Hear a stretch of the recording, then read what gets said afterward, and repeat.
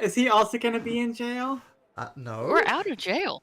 You're out of jail? For now. We're out of jail for now. Oh, I love the optimism. So, as a brief summary of nothing else other than to get Beesbury up to speed. Actually, I'm not going to reveal too much about the backstory, because we figured it might be a good idea for you. This guy doesn't know anything about you-know-what, so I'm just going to leave that as an unknown, and maybe you could roleplay that out or something. But, where we picked up last time, actually, I'm going to say that for various reasons that you guys know, that once again we can be revealed in due time, someone recognized Amber, and as a result, it's very hard not to say much, you agreed to do a security detail on a casino. You're asked to meet someone there called Jamil, who would explain things further for you. And I believe this was going to happen on the next day. So, if you're not already long rested, assume that you are long rested. Get all those nice points back and forth. Ooh. And we'll say this will start off early on the next day. Yes. However, do I recover my level of exhaustion or do I keep it? You keep it. Okay, so I thought. I just wanted to make sure. Oh, it's different exhaustion. Interesting. Oh boy. We'll put you back over here in the Suncut Bazaar. And are you a Critical Role junkie at all, Easberry? I am entry level at the best, so bear with me on setting stuff. Okay, no problem. So the city you're in is a place called Ankarel on the continent of Marquette. It is very much a desert in the city. All around is just sand. There's some mountains to the north, I think. The parallels with Las Vegas are there. Like, who the hell would want to build a city in the middle of the desert? But thanks to this endless spring of water that's coming up from down below somewhere, aqueducts and various other things keep this city alive. It's the biggest city. I think it's the biggest city in Marquette. If not, it's just massive. You can see from the map, right? It's huge. And where we'll start this off is you guys wake up in an inn, having long rested, knowing that you need to report fairly soon to the Lux Run Casino. If there's any preparation you want to do, anything you wish to discuss, now would be the time. Oh. I think I might need to prep my spells for the day since we had a long rest. Oh yeah, we had a long Animatronic rest. DM. Okay, There he is. there I am. So yeah, we had a long rest, I guess. Yes, long rest. The only slightly complicated thing is that level of exhaustion doesn't go away.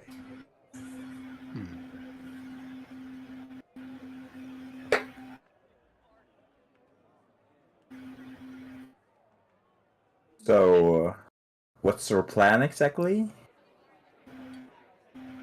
Well, we got a form that shows we're there to be guards, so we just walk up to the casino and say, "Hey, we're here for the job." Yeah, report for duty. Report for duty. Does it say anything about how many positions are available? If I remember right, they just said our whole group. So as long as we show up and just be like, "We're us," they should let all of us in that say we're together. Maybe Sounds- maybe before we go in though, we might want to scout the outside of the casino and see all the entrances, just in case there happens to be a heist, so we know points of exit. Yeah, I think that sounds like a good idea. Are any of you able to change yourself, disguise yourself? Maybe we could also try to scout the inside of the casino, like the area that's available to the public. Yeah, that's a possibility. I think if we were to change ourselves, like do a disguise, we wouldn't be recognized when we come back to take the guard positions.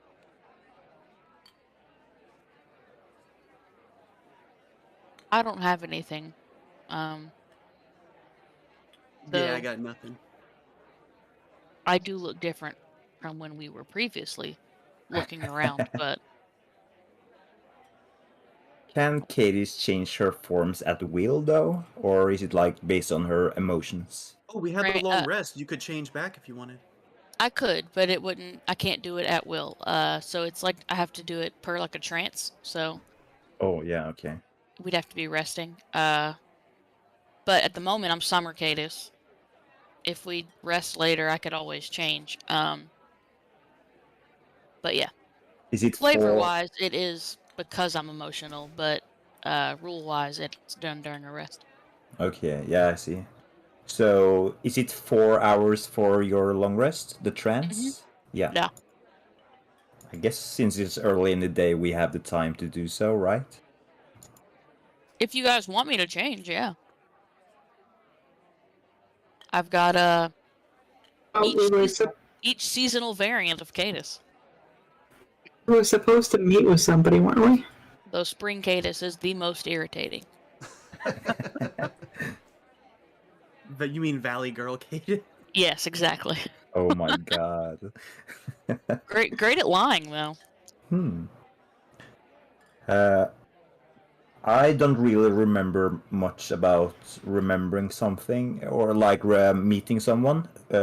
May you enlighten me about that, Amber? There was an individual we were supposed to meet over here on what we're supposed to be doing here. Did Hatsum go to that meeting alone? Oh yeah, I met with this Vermilion Dream guy. Told us about the job. Told me about the job, and then said to just enter the casino and let them know we were interested in guard duty. I think. And we're looking Okay. out because apparently they're expecting some type of robbery. But would it set them, alert them if we, like, say, random people walk into the casino and say, "Hey, no, there's going to be a robbery soon. You want us as guards?" Might be a bit, bit weird. That sounds suppose. suspicious. Yeah. Okay. We could show up and ask them if they've seen the person that we're looking for. We could name drop that we're from the Vermilion Dream. The Vermilion Dream sent us, or something like that, which would, yeah. Yes, that sounds a little better than, hey, hire us, we're guards. Well, we do have the letter. Like we do have. a Hire us reason for to be here. guards. You're about to get robbed. But before we do like try to get yourself hired, should we do as best said and try to scout out the premises? Sure. Maybe Cadis and myself can try to go inside. And even Amber, you can change into animals, right? That would be useful for like trying to find hidden stuff, I would imagine. I don't know if they allow animals inside the casino, though. Well, you could be a snake again or something rather small. Up to you, though. I just Mal- realized Hatu might be a really good gambler. Oh. With his insight and perception. This is where we make all of our money, guys. We're not here to guard. Yeah. And maybe this time my my charismatic, persuasion and deception might come in handy, unlike with the guards. I could Also, also when we enhance wake your up in the charisma. morning, Amber will hand out a good berry to everybody. Oh, nice. Thank you. Love them berries. But I still think it's worth a try to bring Amber inside as an animal. In worst case, you're not allowed inside, and you have to wait on the outside instead. So, or yeah, do something else in the meanwhile. I In mean, that case, if that's the case, I might even just be able to keep watch from outside. Yeah, I think that's a good idea. I just remembered something. I was when remember. I think the contact was someone named Jamil, and that we were just told to report for duty. so then we don't even have to worry about Amber transforming. We just show up and ask for Jamil. Mm. But that's like to get our jobs. Yeah. Yeah. So we still want to try to do the pre-planning and scouting out the area before talking to this person. I think. Could turn into like a cat or something and be able to walk around. Yeah. So should we do the scouting first and then change ourselves back into normal and then try to get hired? How much time before the meeting, Hatum? Are we on the same day that we're supposed to? Yes, Uh, this is the day. Okay. This is the day. Okay. Well. Seems we don't have a stakeout day, so I guess we could do a short stakeout and then report for duty, perhaps check out what defenses and if there are any magic systems in the casino, what's going on there, could be useful. When are you having the meeting? Like when and what time?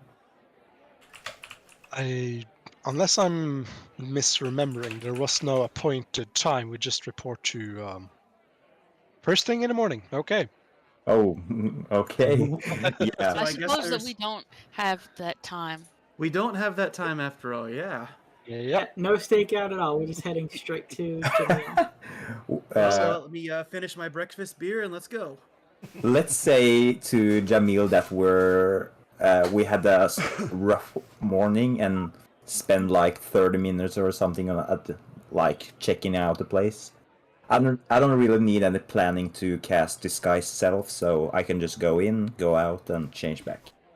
Yeah. I mean, I don't need to guess. I don't need to actually stake out at all. I can head right to Jamil. Yeah, I think Jamil would probably allow us to look around and Mhm. hopefully we'll see. Okay. Well, we Follow can report to Hatum Jamil. since Hatum was the one. I'll follow Hatum since he's the one who set this up.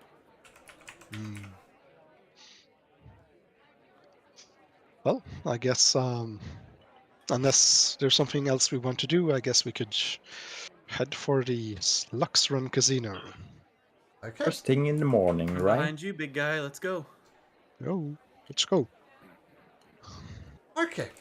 So, heading over to the Lux Runs Casino.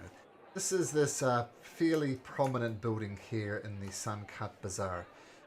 So you leave the tavern, head across town, and you find yourself outside the Lux Run Casino. This is a three-story structure, like the ground floor, first floor, second floor, so 3 total. And this is what you see. Lots of activity happening on the floor. And just to be clear, anybody with a blue dot is a staff member. They're wearing the official garb of the uniform as such. There's also some guards as well. So anybody who has a blue dot on them is a casino worker. You see spiral staircases over here heading up higher. To answer some of your questions in terms of entrances and exits, there's obviously this one here, and this one up here. Yeah, what would you like to do? You see someone here with a red dot on them who appears to be kind of barking orders at somebody. He's someone in charge. And there's a figure next to him as well. Mr. Ghost of Lurch, what does this person look like? He's a Like a young human, probably in his mid-20s, blonde hair, tan complexion. Seems looks real tired. And yeah, he seems like he's kind of overwhelmed by everything going on around him.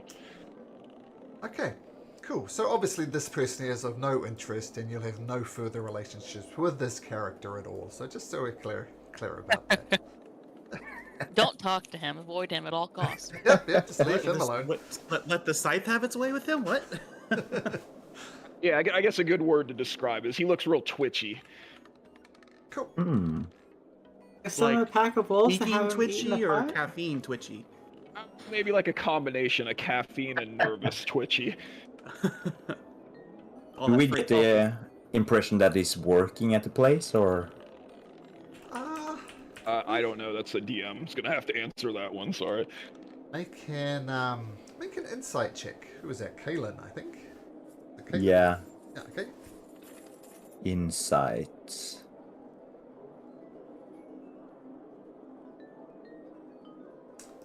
He looks almost as if he doesn't want to be there. This nervous twitch and hanging out next to this guy who's obviously in charge. He doesn't look like he really wants to be there. But he's there. I'm regardless. I'm gonna say that sounds really familiar to him working at the place, that he doesn't really want to be there, so Okay. since it's at work, you know?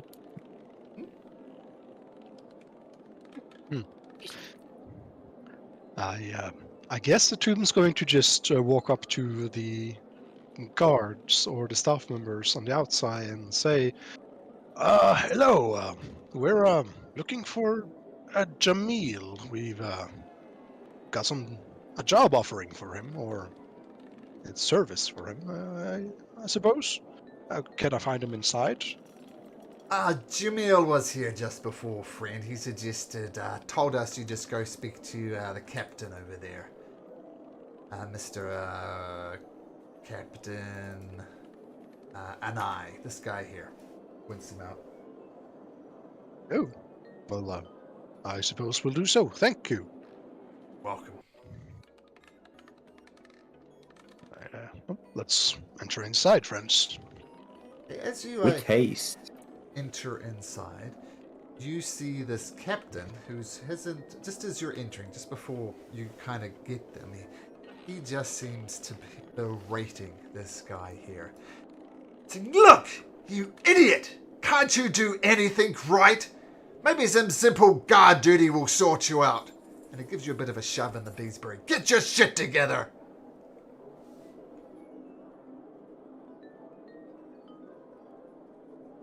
Does Beesbury respond, or does he just take it? What does he do?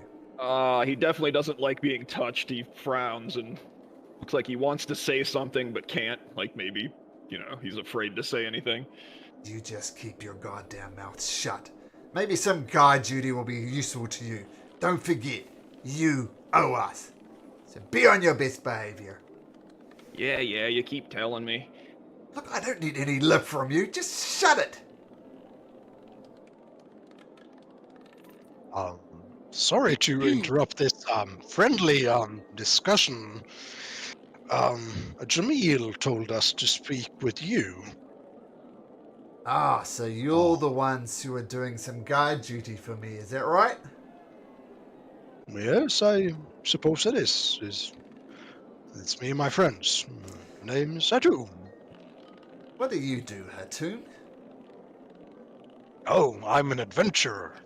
Oh, for the love... Some friggin' adventurers, useless. I need some hardened guards. Tell me you can do something useful. Hatum, if I may show him. Oh yeah, go ahead, Bess. Captain, is this useful? And I'll hold out my hand. Purgatory! And the scythe appears. The captain and I kind of grabs his head and shakes it back and forth. You put that away? I don't know if you know anything about guarding a casino. Discretion is of utmost importance. We want our people to have a good scythe. People coming in exposing damn death sites, that's not the vibe we're going for. Hey, you wanted to know how ready and available we were, alright? Alright, let me... Excuse me, Captain, but I do have some experience working as a caravan guard. I don't know if that's any useful for you. Yes, that is good. So, caravan guarding is about looking and observing. And that's what I'm going to need you to do. Well, tell you what. Beesbury, you pay attention as well. Look, this is what's happening. And he starts talking in a little bit more hushed tones as opposed to just shouting at you, which he's done thus far. Look, we've had some reports to say at least 3 thieves are working together to pull off a heist operation. When this is going to happen, got no idea. But sometime today, so I'm going to need you to be on your most observant self, shall we say. Now, the way this casino works, and he points out various kind of chutes, a lot of them from the central area here, and it looks like some type of pneumatic tubes.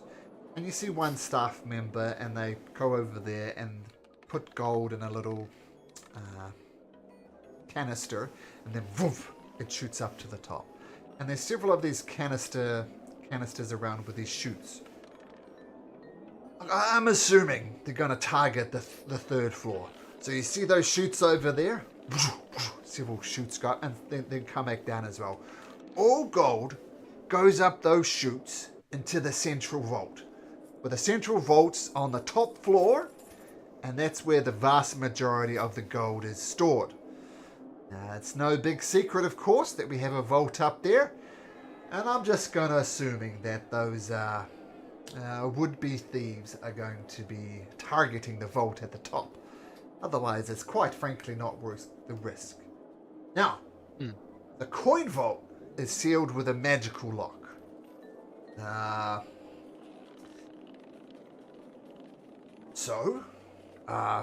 don't know how they're going to get in, but that's the lay of the land.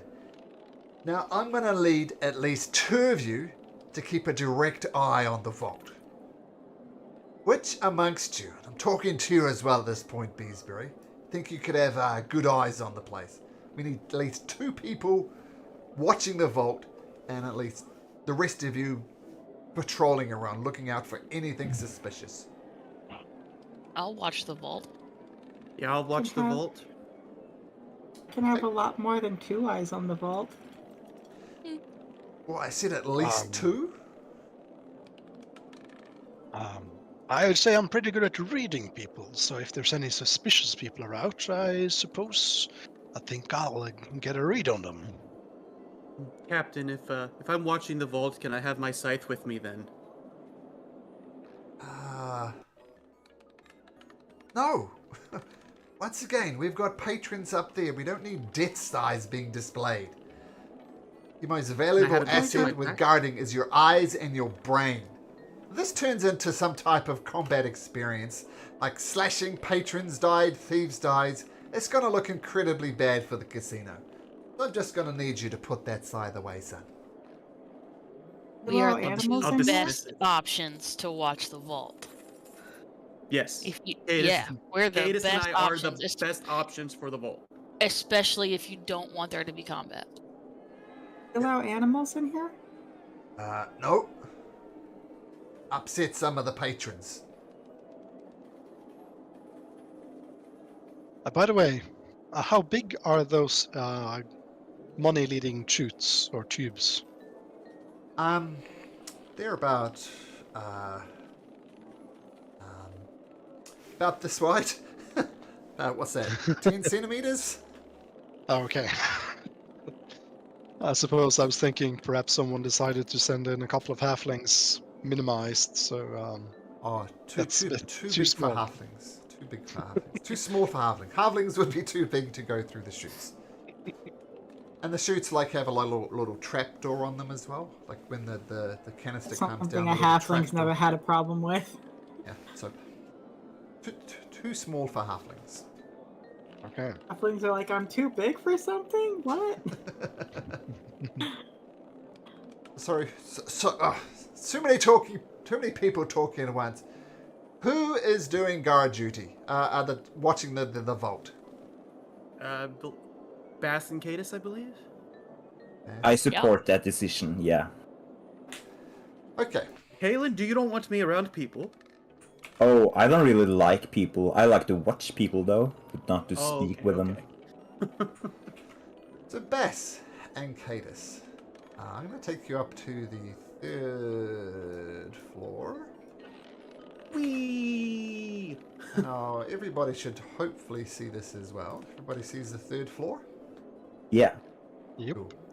But only, of course, Bass and Cadis here. Same thing, blue people, blue dots, employees, patrons. And you can tell immediately Cadis and Bass. Obviously, there's this big central vault.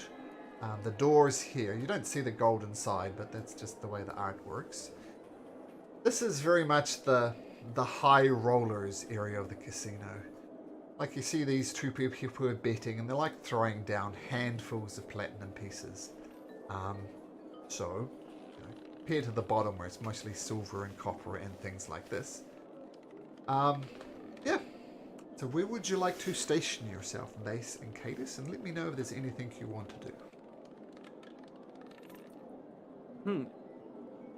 Let's see.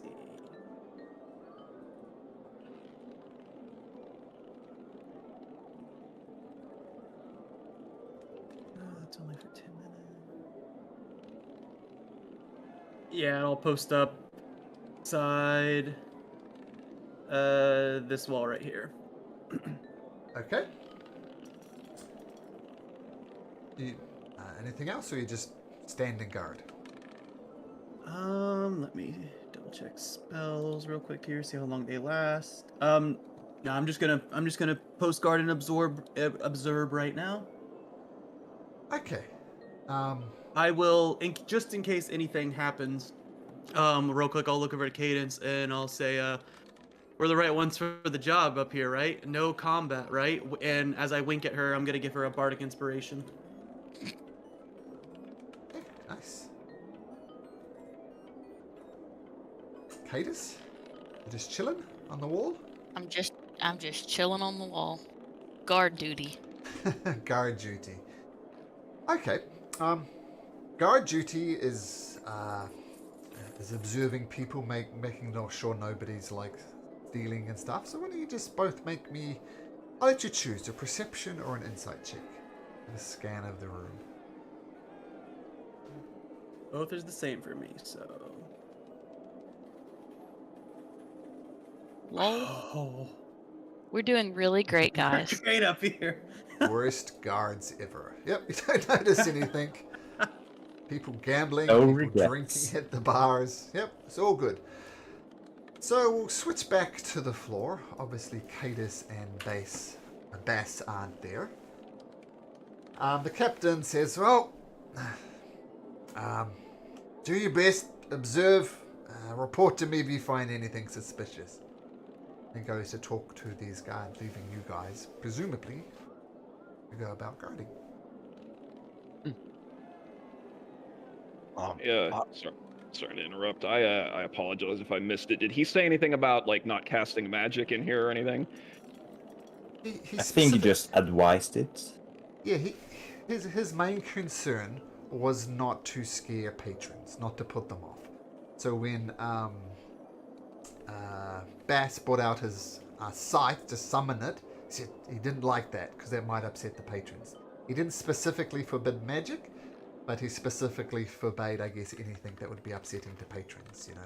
Customers Sure, are gambling, alright, so- customers make the money, yeah. Beesbury will try to like excuse himself to use the bathroom or maybe find a stairway somewhere where nobody is in, and like to cast mage armor on myself. Okay, mage armor is And, up, that's easy enough to do. Yeah, sorry, bear with me here. Mage stuff. Cast false life at level 3, and then I'll use my Pearl of Power to get that slot back. Cool. Mage armor shimmers around you, Rumpf, and false life here, 10 hit points. Okay, roll your d4.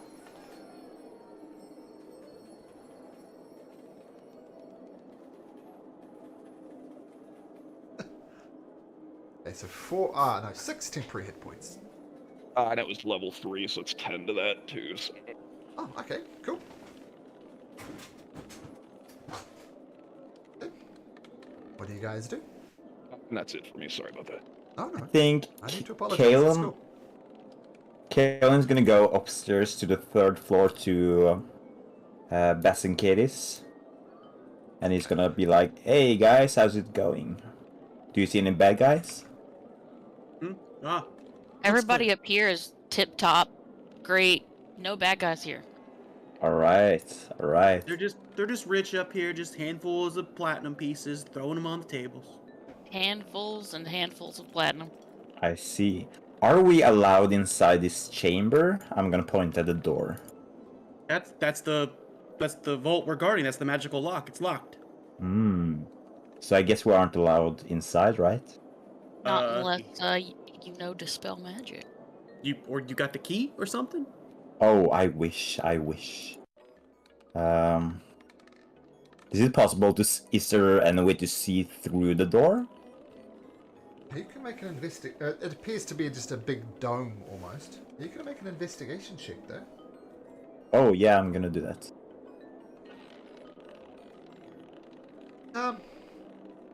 There doesn't appear to be even... I mean, that's a little bit deceptive. It appears like the way that this carpet is set up, that it obviously leads to a door. But there is nothing obvious on the door. It just appears to be a massive sealed dome. Don't see any way in, you don't see any way out. I have to wonder, well, how would you even get in here? Like, surely there should be a keyhole, at least, something like that. But Kalen, you don't see anything. Curious. But I guess it doesn't really matter at the moment. I'm gonna do some preparations, guys. Kalen is gonna cast Snare on this tile, on the door tile, I guess, if possible. Okay, Right in sure. front of all these people? He did tell us not to cast magic in here. Oh, Oh, maybe I shouldn't do that then. He Wasn't said it just don't accept the hostile patrons. stuff? That's why Gooseberry, the new guard, went into the bathroom to do mage stuff. Gooseberry. He's very... It is a 1-minute casting time. I'm sorry, I was reading the Roll20 name, and that's what I was reading. I'm How gonna dare go. you besmirch my good family name? No, I'm so excited. That's your name now. Actually, Kalen's gonna go ask the captain and get his advice if he should cast this magic spell or not, because it would help protect the room. Yep, that should be fine. Any protections, extra protections you can do, I can't possibly object to that. So if you have some magical snare or whatever it is, yeah, go for it. Sure, I will. And then I'm gonna cast it. Okay, and place it just in front of the door.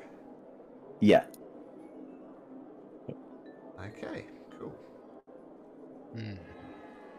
We'll say this magnificent icon of a bunch of rope there is your Beautiful. as your snare there.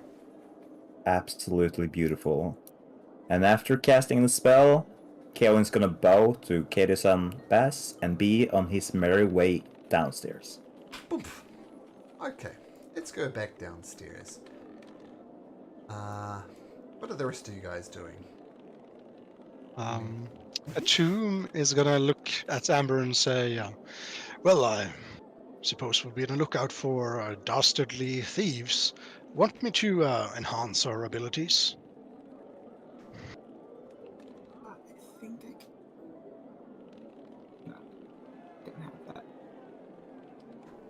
I can keep a watch outside since me and my friends can't come in. Well, let me just help us a bit. Be on the lookout for at least an hour.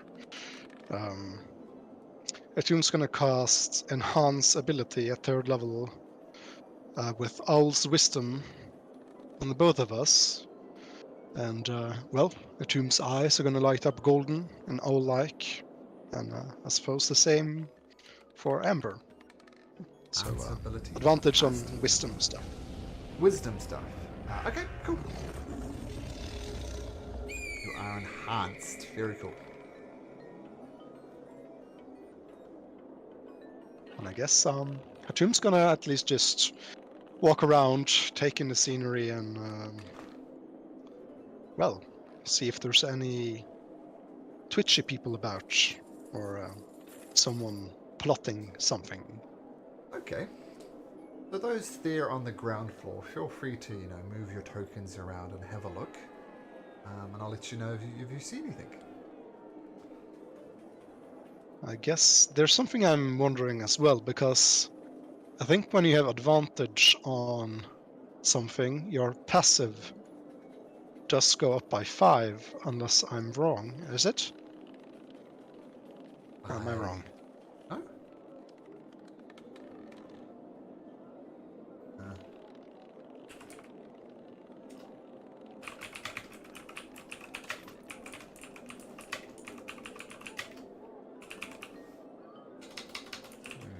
Sorry, I just walked into somebody.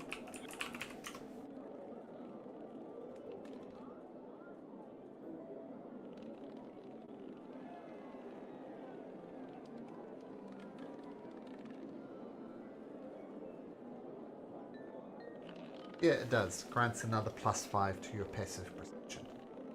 So Oh, you're in that correct. case, mine would be 22? Yes? 22. Yeah. Okay, so we'll have everybody kind of wandering around trying to take in stuff. Keeping an eye on I'm the gonna cast a patrons. spell out here though, if I can, so we can at least get a couple of friends for at least an hour. Sure. What friends are you bringing along?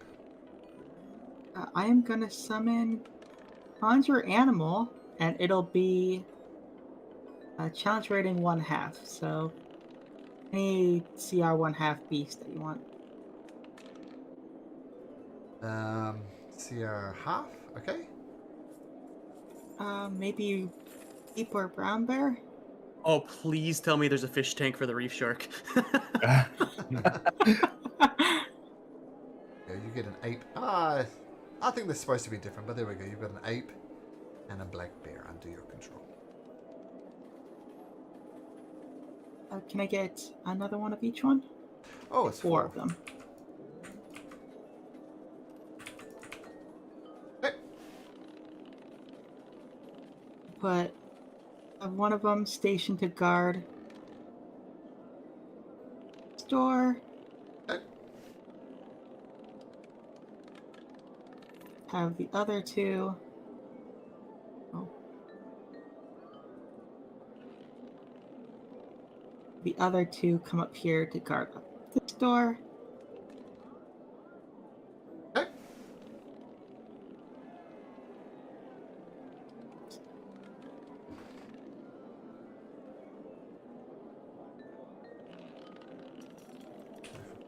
Sure.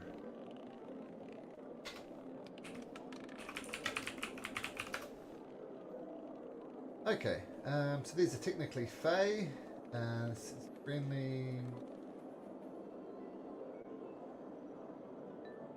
Fix their HP later.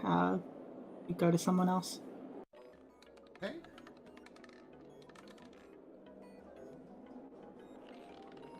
Okay, so they're hanging out there. Okay, so the rest of you going around and observing things.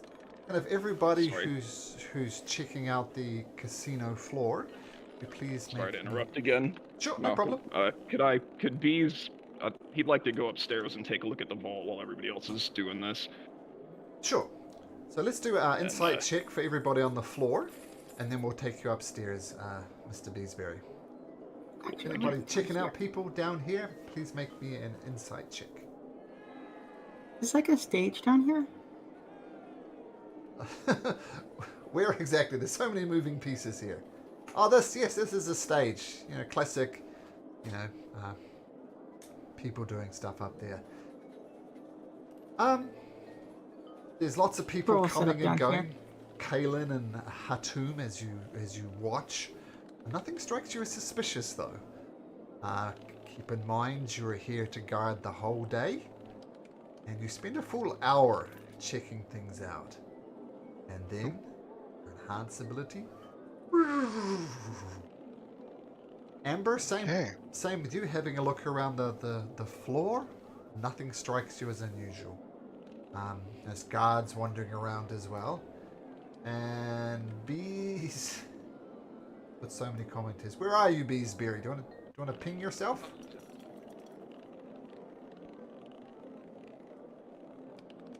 Oh, he's there. Oh, over there. Okay. Did you say an hour passed while they were hanging out down there? Yeah, so we can take you up to the second floor. And what would you like to do up here? During that time, I'd have come up and who's up here again? Is this Bass and Cadis is up here? That's Yep. correct. As I walked up and say, "Hey, how y'all doing? How's it going? Getting smarter, not harder." And I just kind of walk by and start looking at the door. Sure. And I'm gonna break out a little bit of honeycomb and a little bit of jade dust and sprinkle it around, rub it on the door, and I'm gonna ritually cast Magic Mouth to I will give it the command that if anything moves in that vault behind you to start singing a song. Okay. That there was something I wanted to do when I came Does that back to the building. include if we move? Nah, inside, not outside. Oh, okay. Behind the Ooh. door, I guess I would word it. If anything moves behind you. I Okay. Nice. So I will have to re-up. I'll just tell Cadence again and be like, remember, no combat, right? Wink, and I'll give her another bardic inspiration because ritual cast is 10 minutes, right? So then my first one would fizzle away. Hmm. Sure. Cool. So with Magic Mouth, choose an object that you can see. So you couldn't cast it in on the inside door.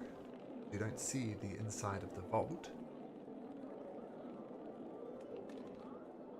Hmm. Still want to do that? All right. Well, if Beesbury? the if the opposite side of the door doesn't count as the same object, then I'll retcon and not do any of that, I guess. Well, explain to me. So you wanted to cast it on the door. So what was the conditions? We'll see if we can make this work. What- If anything moves inside the vault, sing a song. Yeah, I'm going to say it'd have to be able to see the inside of the vault to do that.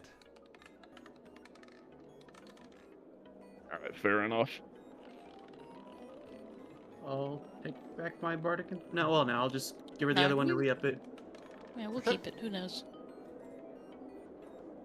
All right. So, Beesbury, do you head back down to the first floor? Now I'll hang out up here and make small talk with whoever's up here in the group. Okay.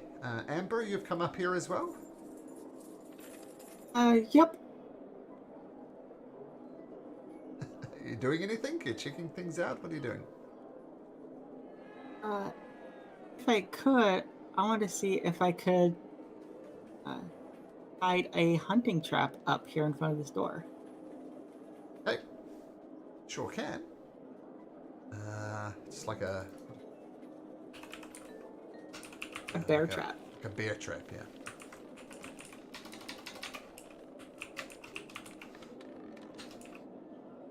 Okay. Kind of cool bear trap. Kind of whisper to Bass and Cadis, watch your foot right there. People don't get hurt. But where, Ember? And she'll point out where she set up the trap. Is kind of roughly where the snare is. Sure. Oh, so where Kalen did his magical stuff. Gotcha.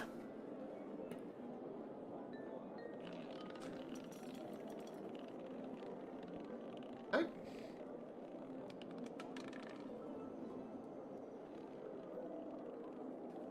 She'll probably head back downstairs because it's too ritzy up here. Okay. back downstairs. Cadus and Base, you do see this, well, you can cast it in private, but this is Beesbury character that, Captain of the Guard didn't seem to like. Talk to him, or... Adis would just look him in his eyes, but not say anything. Okay. He just stares back with like this dumb grin on his face.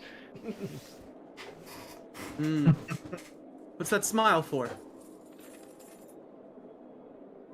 Ain't nothing wrong with a smile, fella. I don't like the way you're smiling at her. Now he's smiling at you, giving you the same smile. You don't like smiles. If you're planning something, just know that there's a darkness in me that I have to focus on certain things so it don't hurt my friends. Be warned. Okay, well, you just remember there's many a slip betwixt the cup and the lip there, pal. What does that even mean? Bash just dumbfounded, like, because he was also raised nobility, and he's just like, thanks to himself, I can't even handle this backwoods redneck speak right now. And he just shuts up. Beesbury whispers to Cadus, I like him, he's nice. He's not.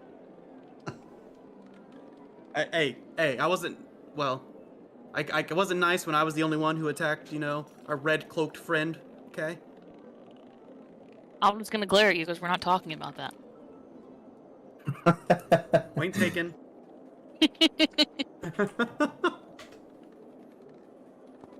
Not when I'm Summer Cadus and I'll burn the casino down.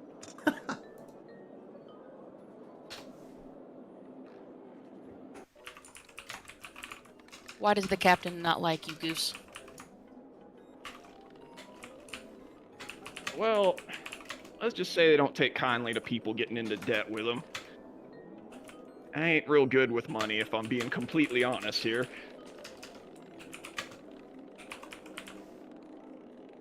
But, yeah, I owe them. I have a debt I have to pay. Interesting. So would you be trying to get into this vault then? If I wanted to get in that vault, I'd be in there already. Just saying. Then why aren't you? Yeah, mighty big talk for somebody who's in a lot of gambling debt. Hey. Let's keep that between us.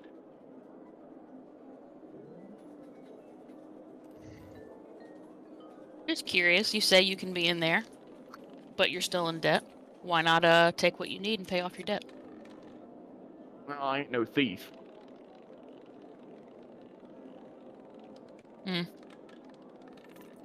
Be a lot cooler if you were. Yeah, I'd probably be in a lot less debt too, wouldn't I? Where are you from? From, well, most recently Palma Flora. Before that, I've been all over.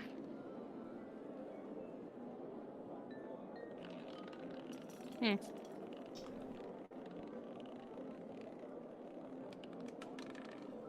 out of character. I'm not familiar enough with the setting to answer that question yet.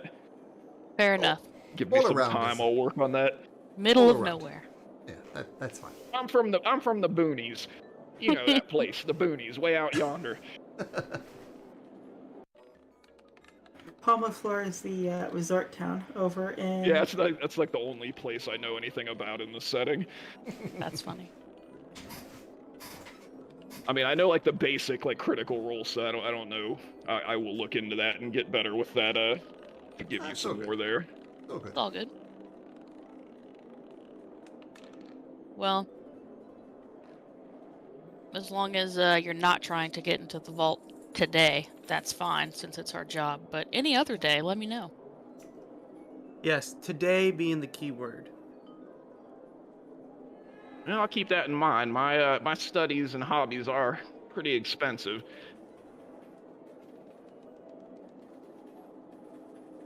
Can What are your make me an hobbies and investigation studies? check? Before Oh. that, sorry. Can you make me an investigation check, please, Beesbury?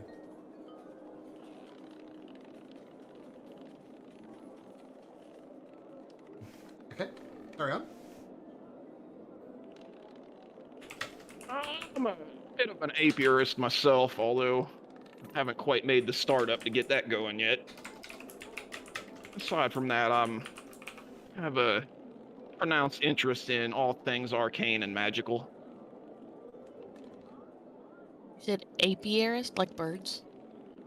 Bees, ma'am, bees. Oh, yeah. Okay. Bees. I know you're Beesbury. dying to call me Goose, but It's all right. my actual full name is Buford Bohannon Beesbury. Everybody just calls me Bees usually. That certainly is a mouthful. Yeah, that's why they call me Bees, on account of that and, you know, all the bees. Hey, look at this. I'll point out. It is alright to share that, correct, Malcolm? What's up to you? Alright, yeah. Hey, look at this! And I'll point out a small, thin keyhole near the base of the vault. That looks like a keyhole. Do you have Well, a key?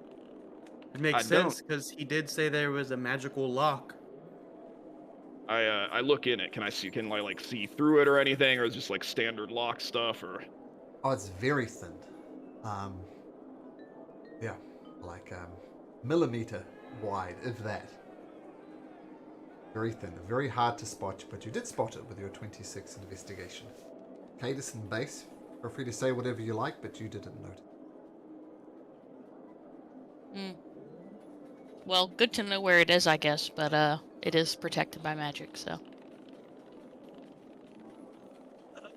Beesbury, can you see through that little hole there? Can you see inside of the vault? yeah, that's what I was trying to do. I don't think it's too thin though. That's correct. Because Cadence, you know what I was thinking? Ride the lightning. No. Well, I mean, I can't see in, but I just mean for another day, if we could see in, we could be in and out. I doubt it. With the magic involved, it's magically protected. I don't think you're, riding the lightning through this door.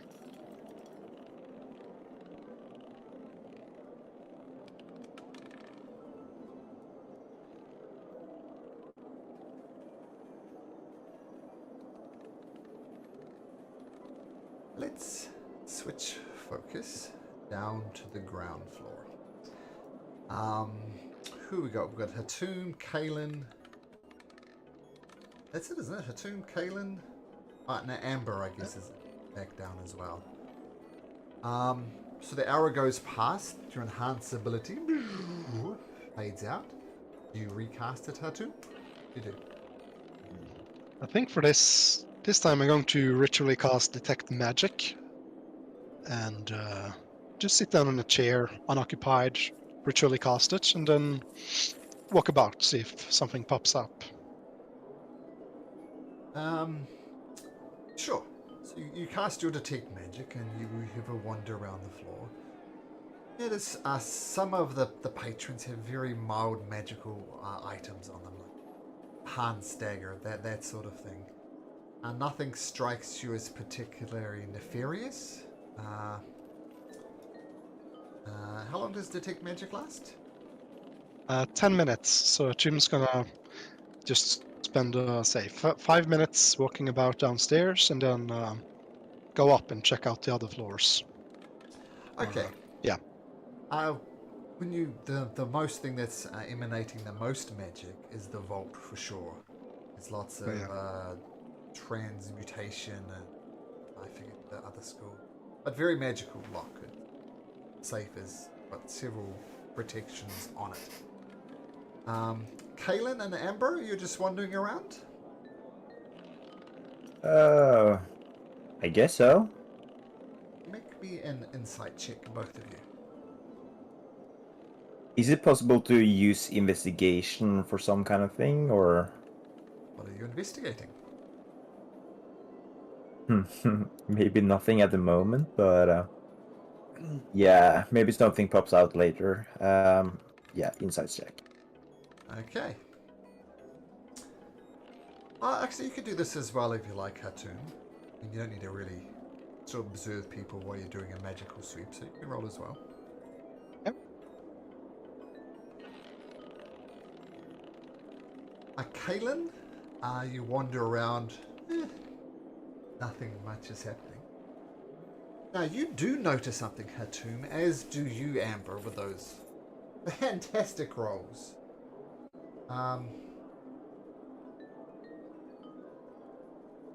This person...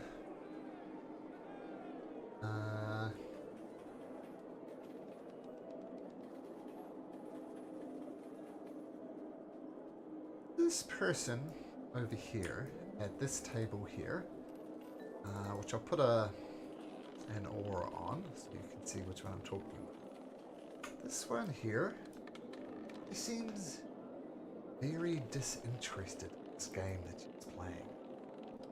I should put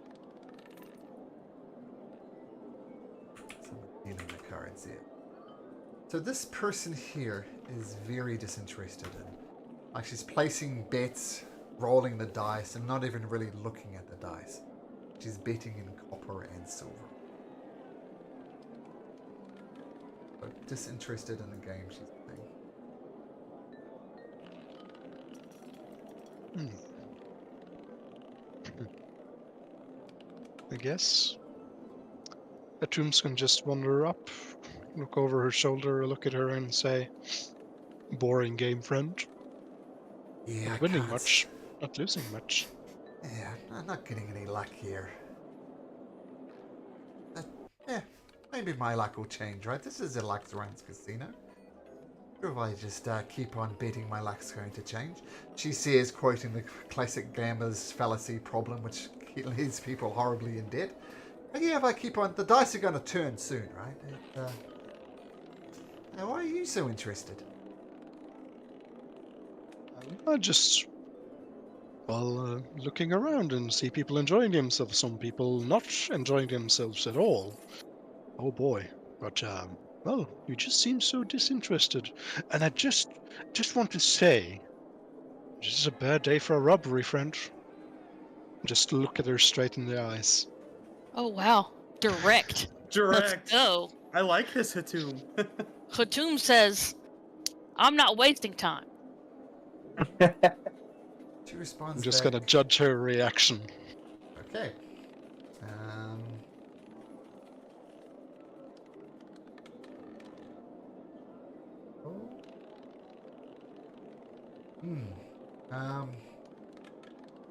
Just, what are you implying? Of course it's a bad day for robbery. Every day's a bad day for a robbery. I don't want my stuff stolen. He's off-put by your question.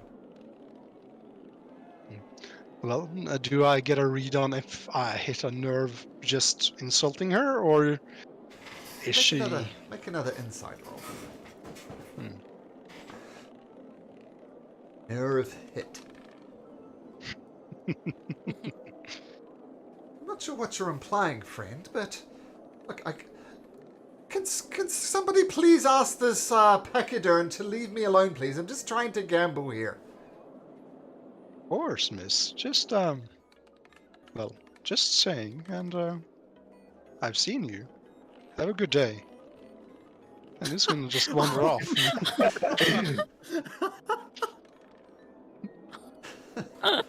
I can't even remember.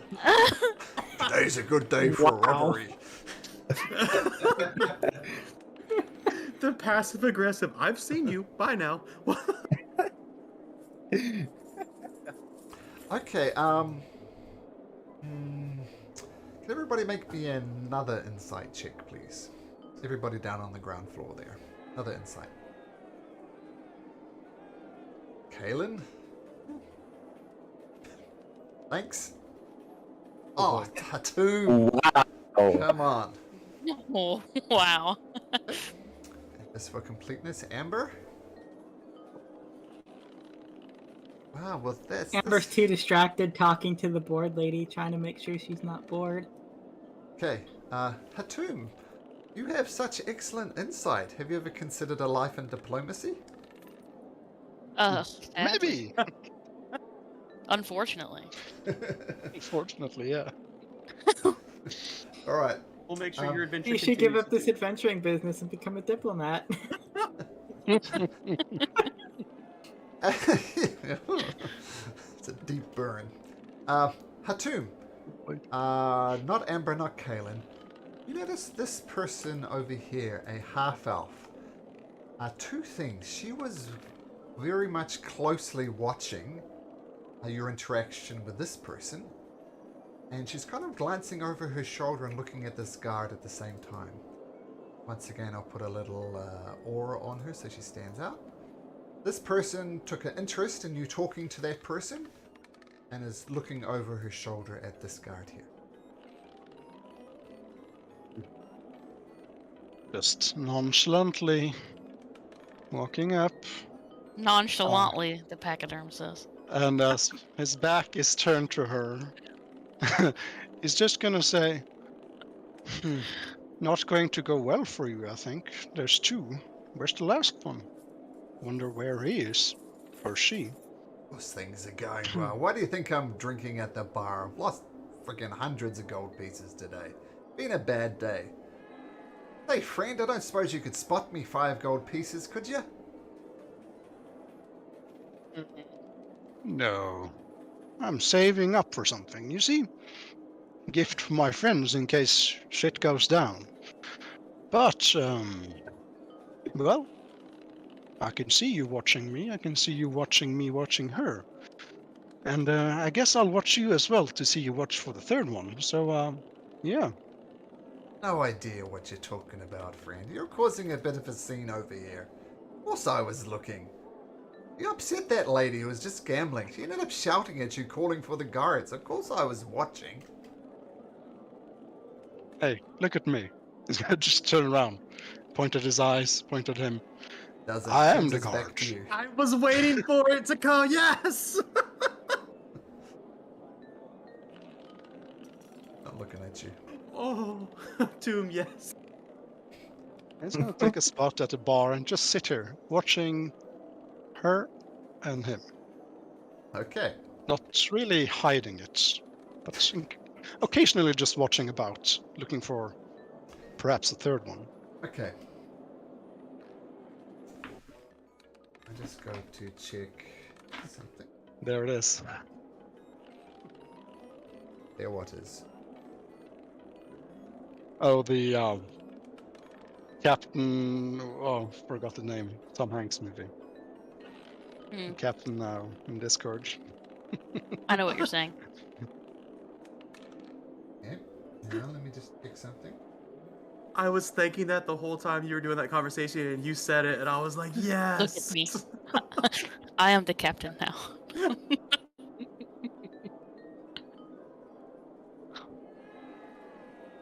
Okay. As you're talking and keeping an eye on the two people that you identified as being sus,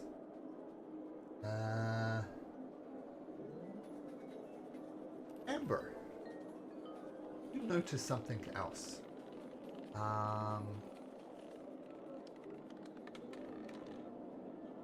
In particular, this person that you're standing right next to, Amber.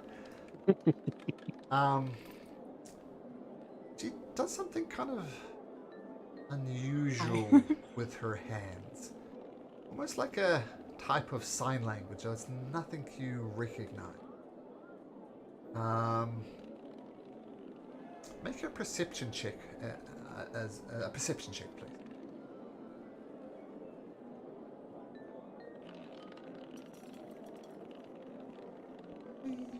Caroline. Ba, ba, ba. Okay. So you notice this lady flashing some type of hand signals. Yeah,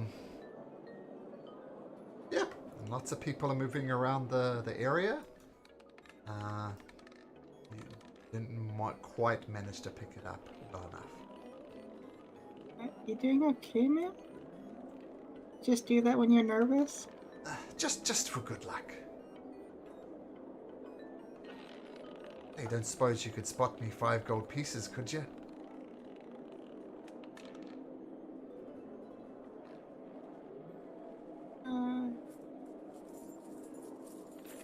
really good at gambling, but I'm really good at entertaining people.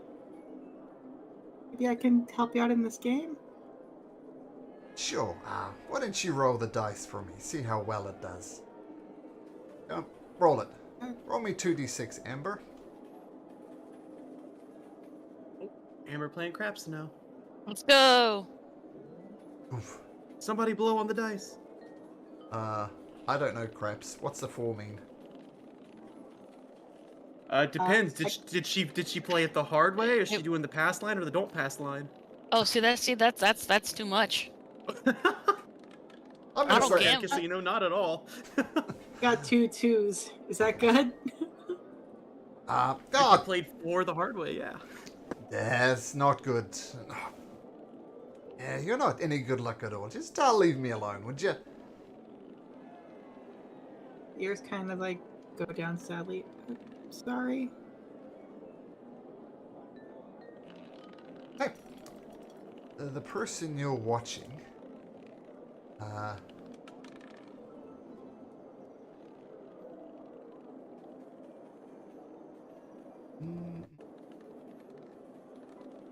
sit at this table, just sadly looking at her.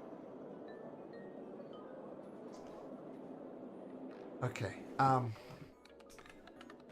it says, this person up here says, look, this is unacceptable. Can I... And she storms over here and comes up to the captain of the guard. And she says, I'd like to report 2 people who are harassing me, please. This pachyderm over here, and this... I'm not quite sure what she is anyway, but the one with the amber eyes. They've been harassing me, and I simply will not stand for it. Can you do something about it, please? And he says, the love of gods, will you 2 come over here, please? Gesturing to Amber and Dusk. Amber and Hatum. Have you been harassing this lady? I didn't. I tried to help her. Played a game over there with the dice. Look, and this person here comes over as well and says, look, same type of thing. They are harassing me. They're talking to me. I asked for guards. No one comes. I want something to be done about it. Straight away.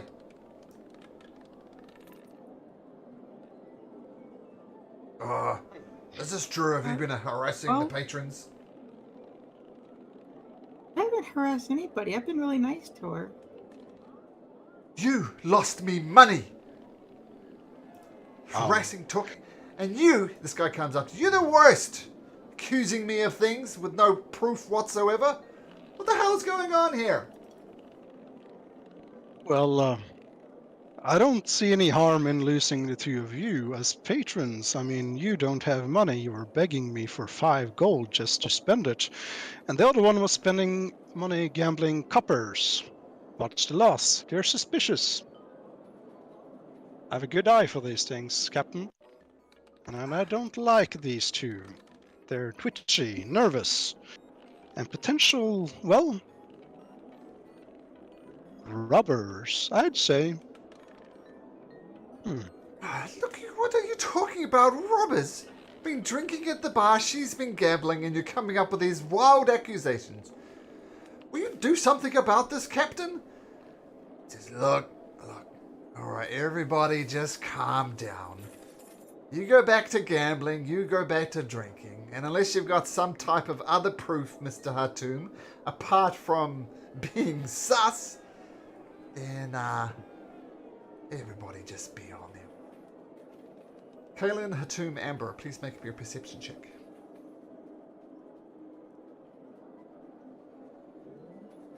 By the way, could I have a recast enhance ability as I'm sitting watching the people at the bar before the captain came and talked to me? Or called me over? How long is the casting time? That's an action. Sure. Yes. I'll use it You at did that second before. level on myself. Yes. Perception.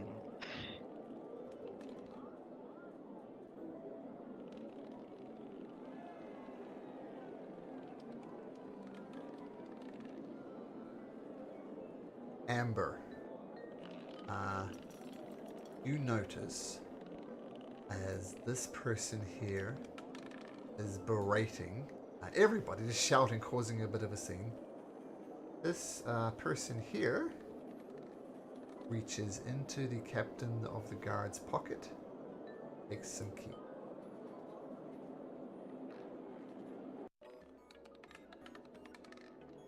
Hey, what do you think you're doing? What?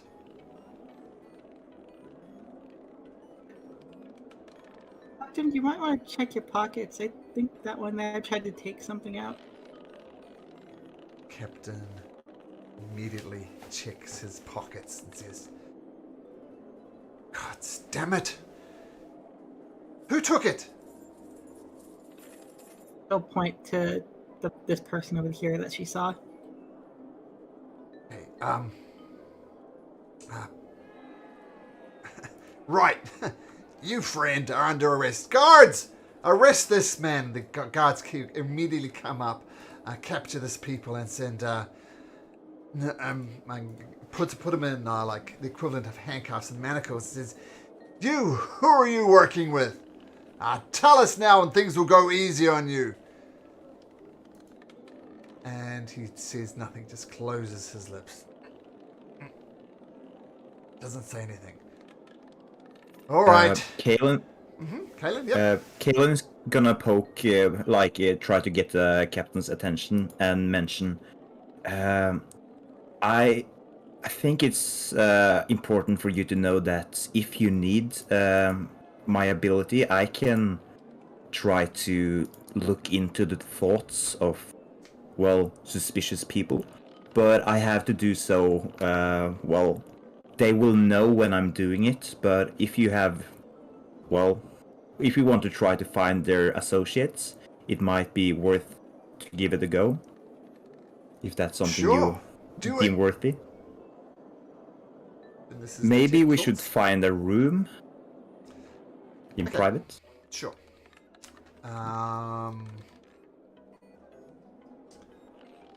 Let's just say this whole group here goes for a walk. Feel free not to do it and take to just sort of these back rooms.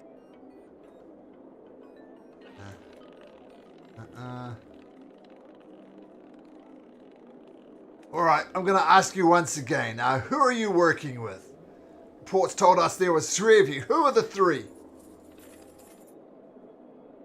Cast Detect Thoughts, Caleb? Yeah, I'm gonna cast Detect Thoughts.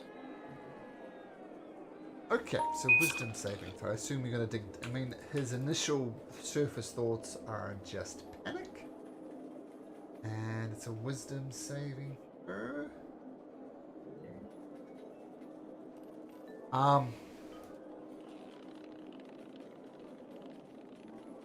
Detect thoughts. So as you detect thoughts, the initial thoughts are panic and confusion, mostly panic though. And as you read into his thoughts, he's thinking, damn it, don't say her name, don't say her name. No, no, no, I can't reveal them. No, not going to reveal them. No, no, no. Kalen is gonna try to persuade them and be like, calm down, mister. If you try to cooperate with us, I'm sure things will be better for you. Persuasion.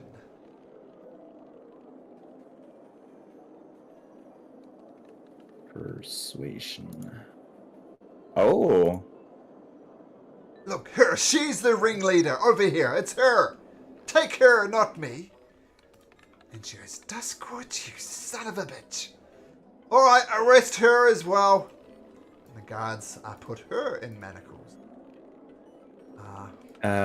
I'm gonna ask the guy that I'm doing the detect thoughts on if there's any more associates.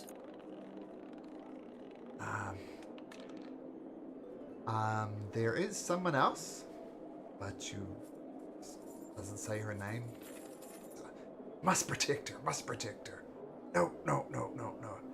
Look, things have gone easy. You promised things would go easy for me if I revealed. So, I've done my part. That's it. Not saying anything more. I think I said that things would go easier for you if you cooperated, right? I've already I mean, we're not cooperated. done here, aren't we? I've already Yeah, I think- cooperated. Leave me alone. Yeah, you you cooperated, but we're not done, are we? We need to find your other people. Good And luck to if you don't, well, if you want to do it the hard way, I can do it the hard way. This is your last warning. Do you want me to dive deeper into your minds? I might not, well, spare the detail of what I'm finding. I got nothing to say. Well, fine, I guess. I'm going to try to, well, dive deeper, I guess. So it's his, wait, he has to do something, doesn't he? Or is it me? He's already done a I think wisdom you already save. did that, didn't you? Yeah. You've already Oh, done I it. did? Yeah, which is why he heard him. No, I'm not going to say anything. That was all in his head. Oh.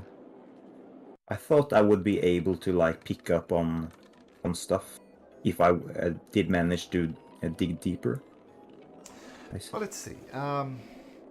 You can. If he failed his save, you could. If he passed his save, he wouldn't be able to see anything. Yeah, and I guess I wouldn't know if he failed or if he passed. Well, failed. maybe if I... Failed. You gain insight into his reasoning of his emotional state and something that loomed large in his mind.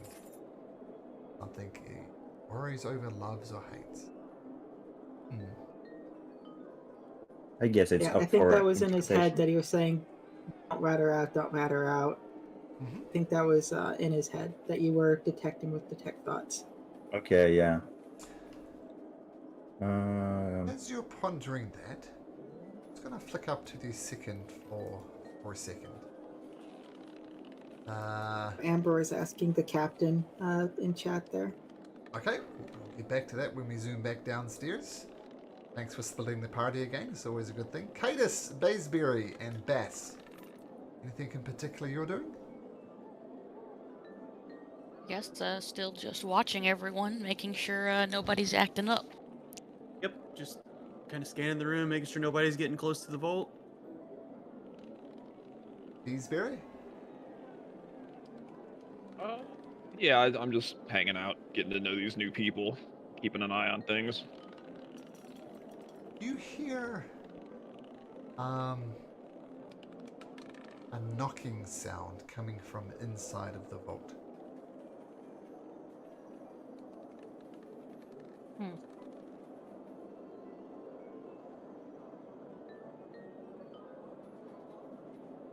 I'm gonna go Yep. tell the captain.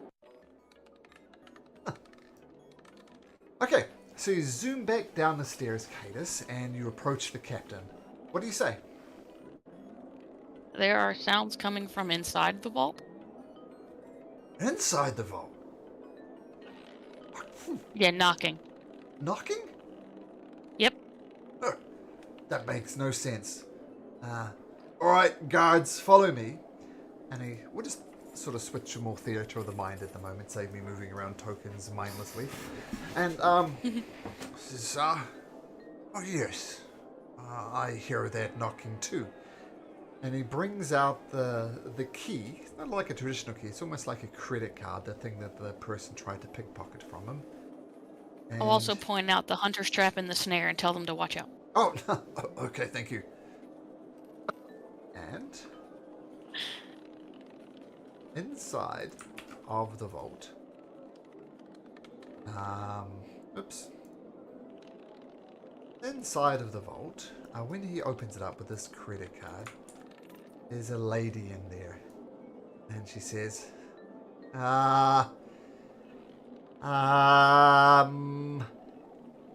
you're not who I was expecting. Yeah, I'll just be, chill touch, okay. And Eldritch Blast as well. Okay, so chill touch,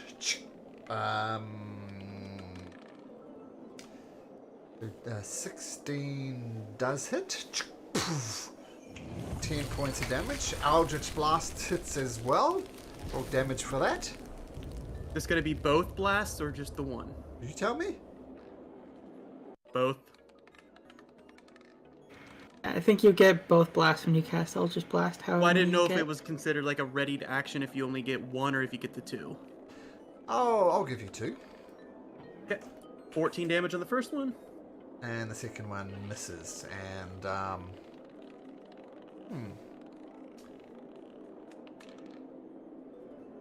Actually, it's mostly gold in here, and gold's not that easy to mount. So Eldritch Blast, boom, goes in, and this person says, okay, I surrender. Just stop doing that. Drops to her knees. All right, there you go, Captain. We're done here, yeah? Yeah, Captain, there you go. Well, miss, you know you're in a lot of trouble, right? And she says, yeah, what exactly was your plan here? Well, my friends were planning to pickpocket the key, disguise themselves as you, and let me out of here. I got up here via gaseous forms thingamajig. And, yeah. And the captain says, alright. And he takes them, takes the 3 perpetrators down the stairs and has them arrested, and members of the Hands of Ord, take them away. And the captain says, well, I think you've, done a reasonably good job on this.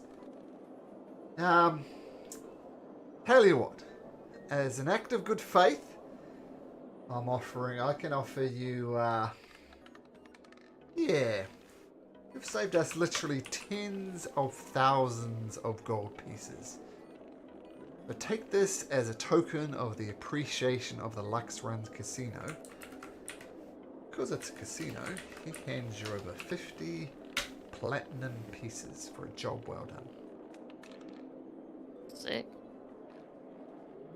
Nice.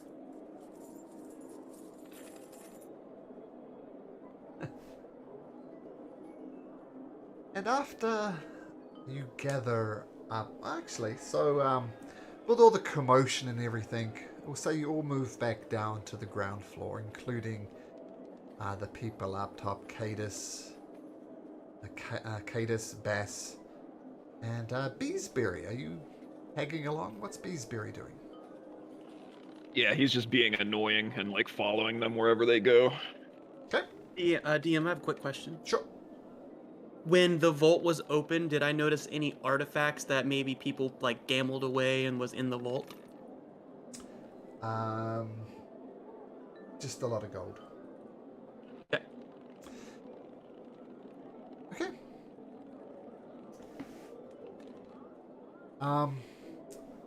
After you've collected it up and Bees is kind of hanging around with you, the figure you met in the park, the tomb, comes up to you. A guy called Jamil. Is well, Hatum. And by the way, thanks for all the natural 20, guys. That was great. Just completely ruined eyes. 20 after 20 that after was 20. amazing. And I had things, it's great. I had things planned out about you guys chasing these guys through this street. If combat ensued, what would happen? But you just incited the crap out of that, Hatum. Well done. Cadus and I was ready for the combat. That's why we had to blast somebody. Could have happened. Could have been a heist, a runaway, all sorts of things. But you did well. Up on the third floor, just Baz and Cage are like, I want to blast something. They blasted something. So, Jamil approaches you, Hatum, and says, well, look at you. You've successfully bit this heist in the butt, as requested. Thank you for doing the work for the Vermilion Dream. We definitely appreciate it. Tomb, you are muted. Crap, forgot. I was talking to myself there for a bit. Yes, I suppose it's a job well done. But how about does this qualify for a meeting with the owl? You have acted in the interest of the owl. Never let it be said that the Vermilion dream breaks a promise. You may have an audience with the owl. Oh, when? Well, the owl is a busy man. Perhaps now would be fine. I assume it's Oh. you who are interested. Oh, no, actually, he's gonna just turn around and look at Amber. Well, Miss Amber, are you okay with that? The sooner the better, actually. Okay.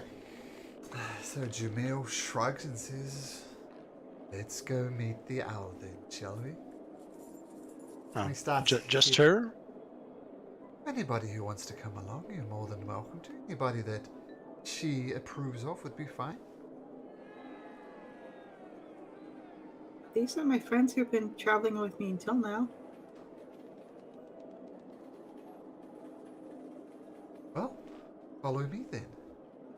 Hmm. And he leaves the Lux Run Casino, heads back out in Ankara, the busy city. I can't help but ask, Beesbury, just tagging along? I guess Atum seeing Cadis taking the money and handing out to all of us is gonna look at Beesbury and be like, sorry, but he did do a well job. Perhaps he's someone we can hire or sorts. I mean, this money is yours, at least my share. He's gonna just go over to Beesbury and hand him 2 platinum. Oh You wow, seem like- thanks. No worries. You seem like a man of many talents. Yeah. Yeah, you could fill libraries with the stuff people don't know I know. Yeah, I saw you doing Ooh. some magic. Have you written any books? Sorry, say it again. Have you written any books? Yeah, not really books. I've read a lot of books. I see. Maybe we could discuss them sometimes. Sure thing. Get us a couple of cups of black sand coffee and sit down and talk about it. Oh yeah, most definitely. I would love to speak about knowledge. So you guys are an interesting lot. What are you up to? We're doing some missions, getting our names known far and wide in our beloved city, so to speak. We've been working with the Cobalt Soul of all people, or all factions, and, well, our up-and-coming adventurers, you could say. Well, there's money to be made if you want to. I recall you being in a bit of a money trouble. I mean, there's the greater risk, the more your the more your purse will fill, I suppose. Well, Yes. Well, I've always been more curious than cautious, and you're speaking my language there, big guy. I'd love to tag along with y'all if you'll let me. Bees, but I gotta ask this just because what you told Cadis and myself, is the captain okay with you leaving the casino? Oh, you didn't stop me. I'm taking that as an okay. I whispered I something just- to you, Beesbury. I'm not sure if you saw it. Yeah, I did. Okay. Yeah, but it didn't stop you leaving. Okay, so you don't have a contract or anything, but who do you Nah, like I don't. own your debt to? Nah, I think it's more of if I don't pay it back, they'll find me and kill me or something, do something terrible to me. But yeah, I don't actually work for them. Bees sleeps alone? any second. Sleeps No? alone? Sleeps alone. If they're gonna find him and kill him over dead, I mean, we've been in jail enough. Like, he can sleep in a Oh, corner. yeah, you don't want to be associated with that. But yeah, I guess. May I ask how much you own the casino? Oh well, it's not much. It's not a big deal. I mean, it's just really just a misunderstanding. Well, that's I'm sure it'll curious. all work itself out in the end. I do hope so. Yeah, I can't remember who I told. I'm not real good with money.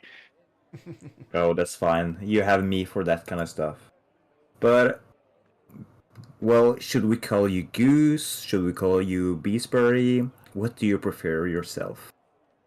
Oh well, my friends call me Bees. Your friend over there, and he kind of like nods to Kata, seems to want to call me Goose. I don't really care. You call me whatever you want, as long as you don't call me late to supper. Well, may I ask about your talents? How could you be resourceful for the group? Oh well, I make a honey that it'd just knock your socks off. I do know some magics. Literary? I do know some magics and stuff too. Is it some kind of magical honey that removes your socks? Oh yeah, it'll eat them right off your feet if you let it. Oh wow. That's Potent interesting. stuff. Potent stuff. Maybe you could teach me how it works sometime. That sounds really useful for, well, maybe not for socks, but maybe for other kind of things. Yeah, Disarming, removing armor of enemies. make you a deal, buddy. The next time somebody messes with you, you come get me and I'll show you how it works. Oh, I like the sound of that. Hmm.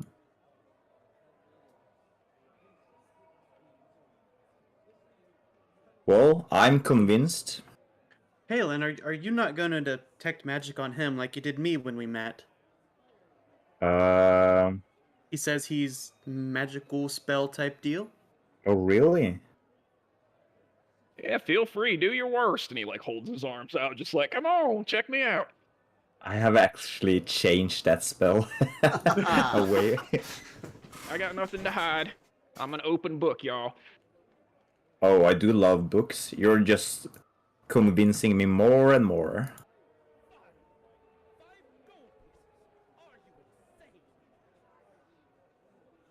No, I'm fine with this. I don't know about you guys, but yeah, I'm fine.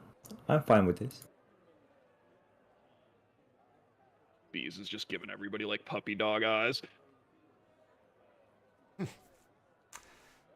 Okay, so Jamil continues to lead you through the winding streets of the Suncut Bazaar, and eventually he leads you into this quiet, dusty tavern where people go to get drunk and not much else. He invites you to take a seat. And he says, all right, I will go talk to the owl, and I'll be back in just a moment. He goes into the back of the tavern. You hear something like Mr. Passive... What are you? Someone's got a crazy passive perception. Oh, for an hour, I guess I would have had 23. 23. You notice the sound of a trap door at the back of the establishment, and sounds like he's descending down some stairs. Minute goes by, 2 minutes goes by, and eventually, after about 10 or so minutes, comes back, and he says, "Are you, Miss?" Points at Amber. He wants to talk to you, and to you alone. Sure. I'll hop down off the booth. Okay, follow me. Where should my friends wait? Right where they are, we'll be fine. Don't worry, guys. I shouldn't be long. Well, Careful, Amber. if anything happens, just scream out, I guess. We'll storm the door. If anything happens, I'll be sure to call in more friends. Nice. You're referring to us as well, not just animal friends, right? I'm sure if my animal friends show up, they'll cause That would enough be of a our signal, yeah. commotion. Yeah. If there's an animal stampede all of a sudden, that's your cue to come in.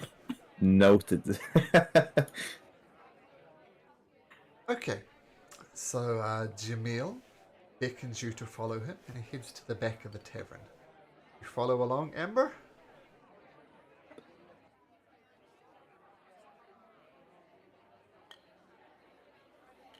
So while Amber descends down below, are any of you guys doing anything up top, or are you just waiting? Well, do I just spot a jewelry shop in the close vicinity, so we don't have to move very far? There's plenty of them in the Suncut Bazaar. What are you looking for? Diamond worth 300 GP. I wonder why you'd want that. Wonder Not- why. It's an oddly specific amount of money. The weird thing is that inflation is a thing in this world as well. So maybe and market forces, maybe that 300 gold piece diamond, when you come time to cast this spell, has depreciated in value. As in fact, a 295 gold piece diamond, then it won't work. These are things economists consider. I'll make an investigation check if you like, Hatun. If you can find a Okey-dokey. 300 gold piece diamond. Go to using it at that and at that very Oh. moment, the value drops to 299. No luck, unfortunately. Maybe if you try again on a different day, you could have another look. Yep. But during this time, you try and find the diamond, and no diamonds are for sale. I'll probably ask for some assistance another day, so yeah. Okay. Anybody else do anything before I take Amber across to voice channel 2? Anybody else have anything? No. I think Cadis is talking to bees. Kalen is also gonna talk to bees. Okay, well, feel free to talk to bees while I'm elsewhere. How does that sound? Yeah, Perfect. that's fine. Miss Amber, come with me, please.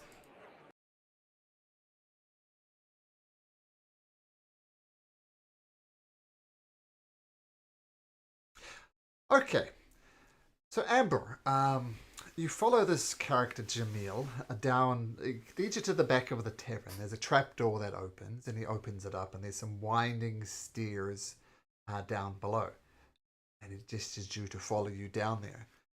And you follow him down. It goes down about 20 or so feet. And it looks like kind of half a storeroom, half a meeting room. And there's this big long table in there. And at the end of the table, there's a Goliath, who you assume is Master Aradrine the Owl. Unlike what immediately strikes you as odd, is he's wearing robes, but they're almost like a dress. And unlike many Goliaths, he's got a full head of hair on his head. Can you just make me a perception check, please, Amber, or anything?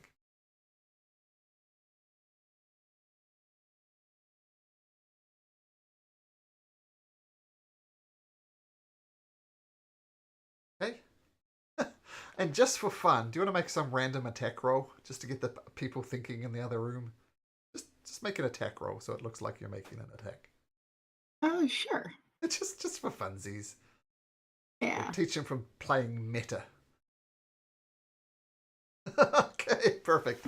Okay, so There you go. We can have some teeth coming out. and your perception check, by the way, the hair is plainly not his own. It's some type of wig. He's got a few guards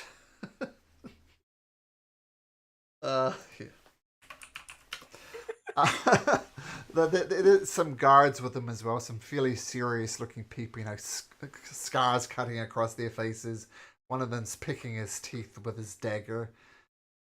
And the owl sees you and says, "Oh my, the resemblance is truly remarkable. Tell me, what is your name?" I was always called Amber. Tell me, why were you called Amber, my dear? Uh, because of my eyes, and she'll just kind of point to her eyes. That is truly fascinating. The resemblance is just uncanny. Tell me about yourself, Amber. Where did you come from? Tell me everything, sweetheart. Tell me your life story. I am fascinated. I lived and grew up up north in the Agrad Mountains. Yes, go on. I don't really remember much about my parents and my family. That's kind of why I'm out here in the first place. Tell I me. mostly grew up with the animals up there, and we Interesting. kind of we've been taking care of each other. Tell me, what happened to your parents? You said you did not grow up with them. What happened to them? I don't know. Too young to remember? I think so. How old are you, my dear? Check my notes. Odd way to check your age, to check your notes, but hey, that's fine. I'm 11. 11. Oh, this. This adds up. And you remember nothing about your parents, is that correct? Not really. I think my mom must have looked a little bit like me. Maybe white hair. She might have had ears like mine. Oh, she did. She did. She most definitely did. I did see. I did see a painting in Betrayer's Rise that looked like it might have been her, but it was only a resemblance with the white hair. Oh, yes, I can confirm that she did have white hair. If it's not obvious now, I know or have met. Let's just say certain powers have, in this city, have known your parents, but not possibly the way you imagine. What do you know about the Sunken City?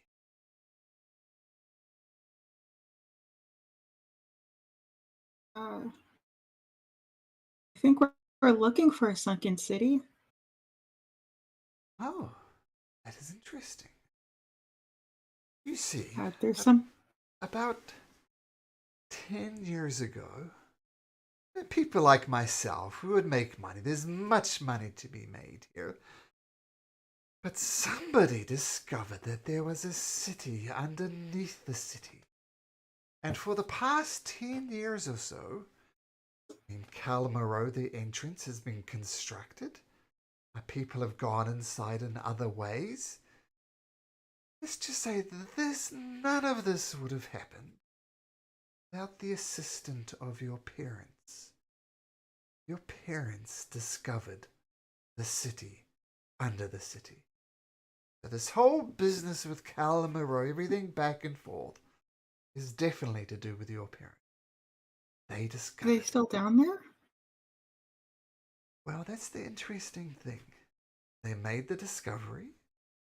They made lots of money telling people about the discovery.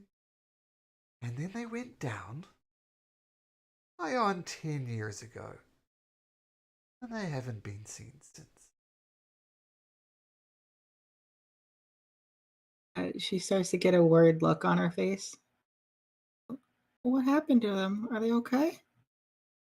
I couldn't comment on that. I mean, if you want my opinion, they were simple gold diggers, as it. people like myself have managed to, shall we say, acquire certain artifacts that fetch the right price to the right people. I know many people who don't know their parents think of them as great people, but I hate to break it to you. You're a simple gold digger, nothing. And I think they got too greedy, dug too deep, and they haven't been seen for 10 or so years. It seems greed got the better of you. That can't be right. Why is that? Uh, they must have like really liked nature though to be able to convince my friends to help raise me. I can't comment on that. It's- I just know, 'Cause in animals my don't opinion, usually care for people not of their own. all But I I know can I have a talent for it, and I must have gotten it from one of them, right? I couldn't possibly comment. It seems as this news is upsetting to you. Simple gold diggers is all they were. Dug too deep, haven't been seen for years. But what would they need money for? We lived up in the mountains. There's nothing to spend gold on. I cannot speak for the motivations of others.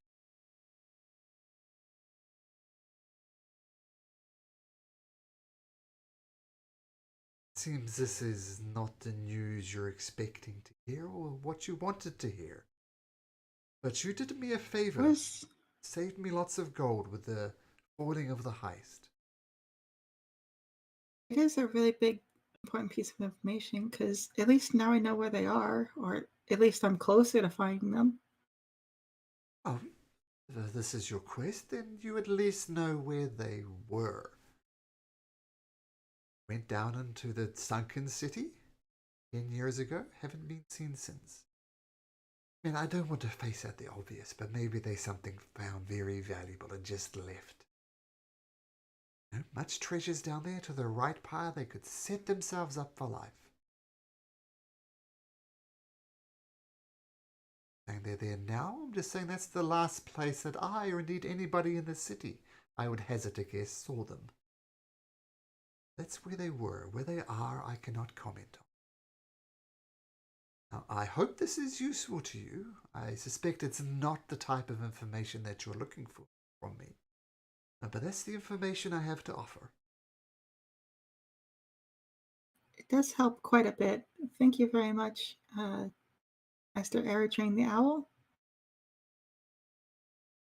Oh, good luck to you. I do hope you find your parents. I wish I could have given you better news, but that is all the news I have. Well, we did actually try to get into the sunken city before, but that giant hole is really well guarded. Is there any way that we can get down there?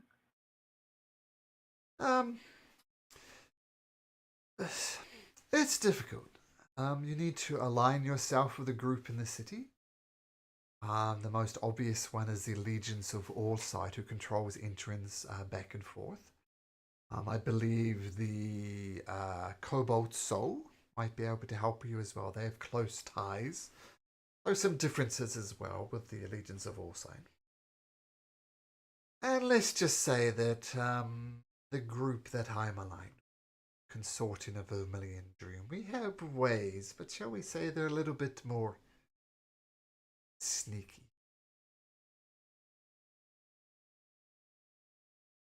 I'll be sure to check in with one of those three. All right. Good luck to you, Amber. Thank you. You take care as well.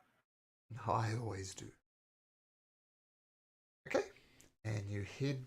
Make another Primal Savagery roll, just for funsies again. I'll also make a another save as well. Sure. What if... anything. There we go. We'll do a wisdom save, and we'll try to bite her one more time. Sure. Teach these guys who are for meta analysis. Okay, so you wind up the stairs and you're taken And Jamil leads you up, and then he just leaves you to your own advices. Do you go back to the table? Following Jamil. Wait, is Jamil coming back? He's just escorting you up the stairs, making sure you don't Okay. get up to anything. I'm gonna follow Jamil back just so she can find her way back. Okay. Oh, More to tell him, kind of look. yeah, sorry, other voice channel, Amber.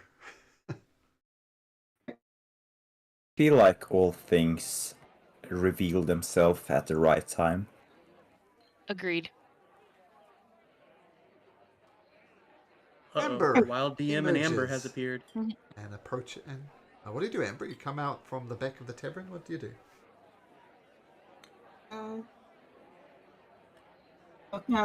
Thank Jamil. Thank you again, Jamil. Did you, And she'll rejoin the rest of the group. a quick kind of salute, almost? Join the rest of the group.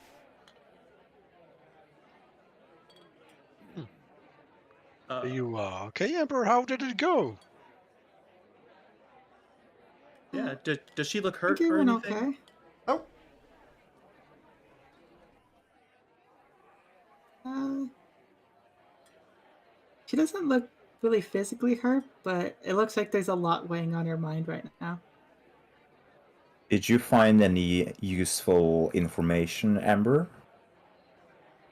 Uh, yeah, I found out a lot. And we definitely need to continue finding you know who. Oh, he wasn't there? No. I mean,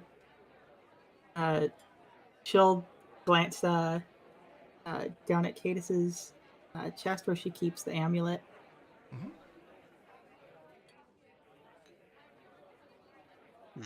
Well, it looks like something is Trying to be discreet since we're kind of in the middle of the tavern right now. Oh yeah. Well, yeah, we can find some place to talk if you want, or if you, anytime you want to talk. I see something is weighing on your mind, but we can find somewhere better than the middle of the streets, perhaps, if you want, or well.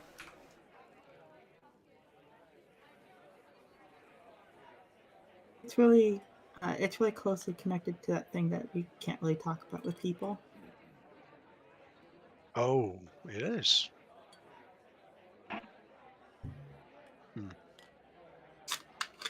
Well, I suppose we might retreat to the tavern.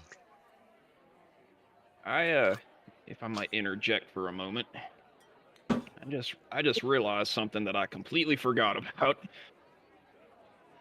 When you were asking about my height, is anyone not feeling well right now? You, Amber? You look a little rough. Anybody not feeling well? In what I- way? I feel fine. I mean, I'm I feel tired. fine. All right, well, I'll save it for a surprise for later then. Is it the honey? Yes, sir, it is. Ooh, nice. Actually, can we go back to the Cobalt Soul? I think they had that private library room that we could talk in. Oh yeah, that's actually a good idea. Yes. And we are officially members now, I suppose. Members pro tempt Oma? Wait, we have the cloaks, so we're like halfway there? I think we need to initiate bees as well. Yeah, I didn't think about that. Yeah, that might be a problem. It should be fine. I mean, we could probably temporarily recruit members, temporary members. I don't know. Well, it must be some rules to it. Yeah, let's look at the bright sides. Let's be optimistic and look for the opportunities this brings us. Burn Or your we could, socks off? Oh, I like the sound of that.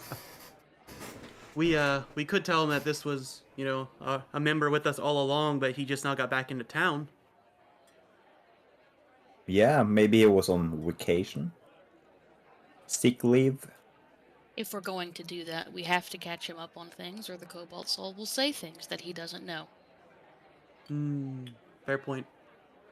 They might also try to ask him stuff that they think he should know if he's a part of us. True. I mean, if he was out of town, though, maybe we haven't had time to fill him in. Atum's gonna just study Beesbury for a bit and just ascertain whether Beesbury is a good-natured fellow, like he seems. Insight check, please.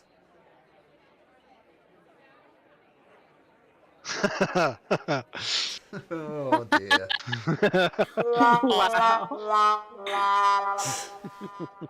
Nice job, Hatum. Yep, thanks. Have to get a read on him. I don't think Bardic Inspiration will help. Yeah, that's right. After all that awesome, insightful stuff in the casino, the dumb hick has Right. fooled you. Yeah, had to come back somehow. Bite me in the ass. The dice gods swing both ways. Indeed. So I guess we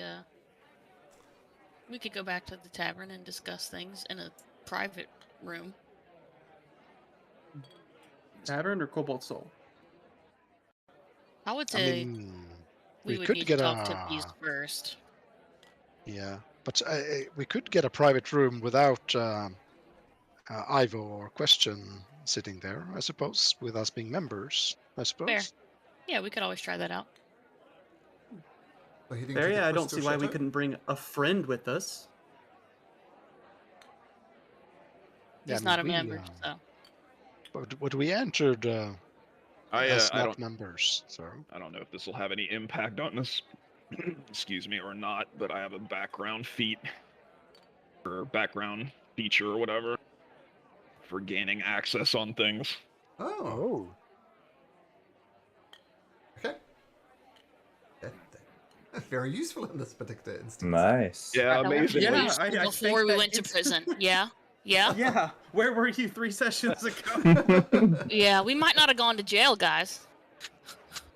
I would have gone to jail, but we all might not have gone to jail. Incredible. Yeah. Okay. Well, Bess has w- been we, to We we jail can can go. keep us twice. out of jail in the Everybody future. else once. We can at least just go to jail. I mean, not jail. You got me thinking about jail now. The Cobalt Soul and ask for a private room to speak before we have a meeting, Okay, This now has jail on her mind. right? so you head over to the Crystal Chateau, the place of learning for the Cobalt Soul.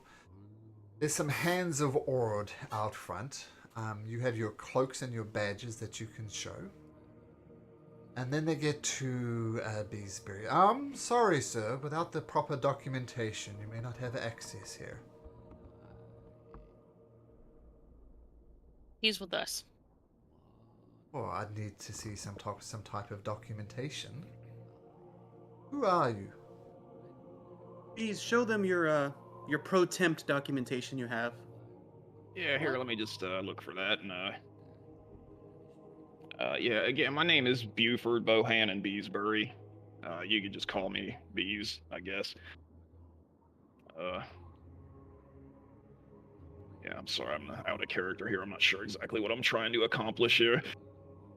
You could.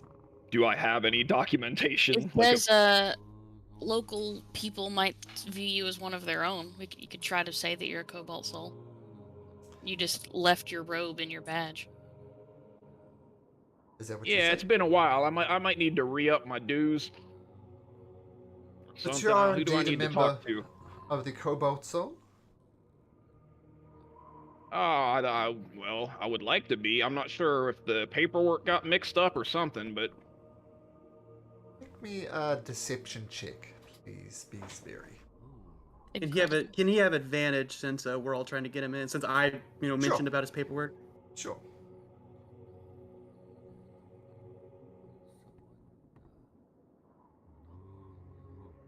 Look, I must insist, as soon as you find the documentation, please file at the front desk.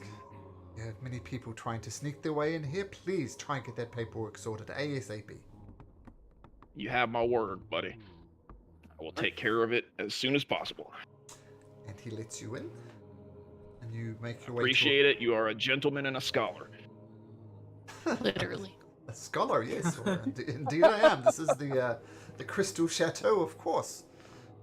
And you make your way to a private room. Okay.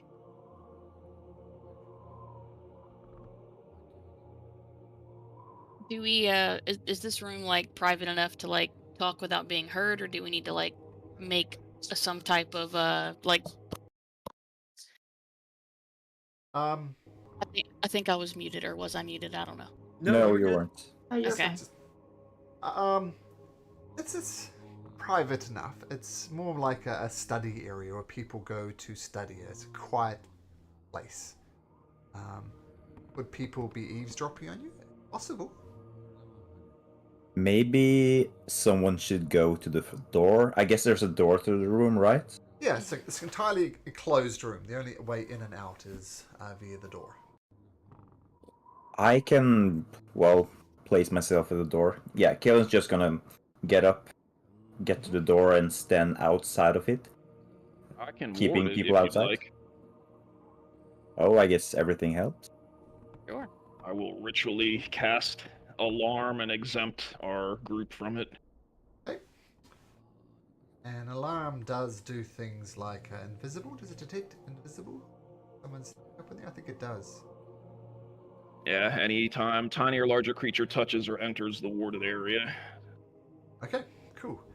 You place alarm around here, setting up a bell or something to go when people enter other than your group.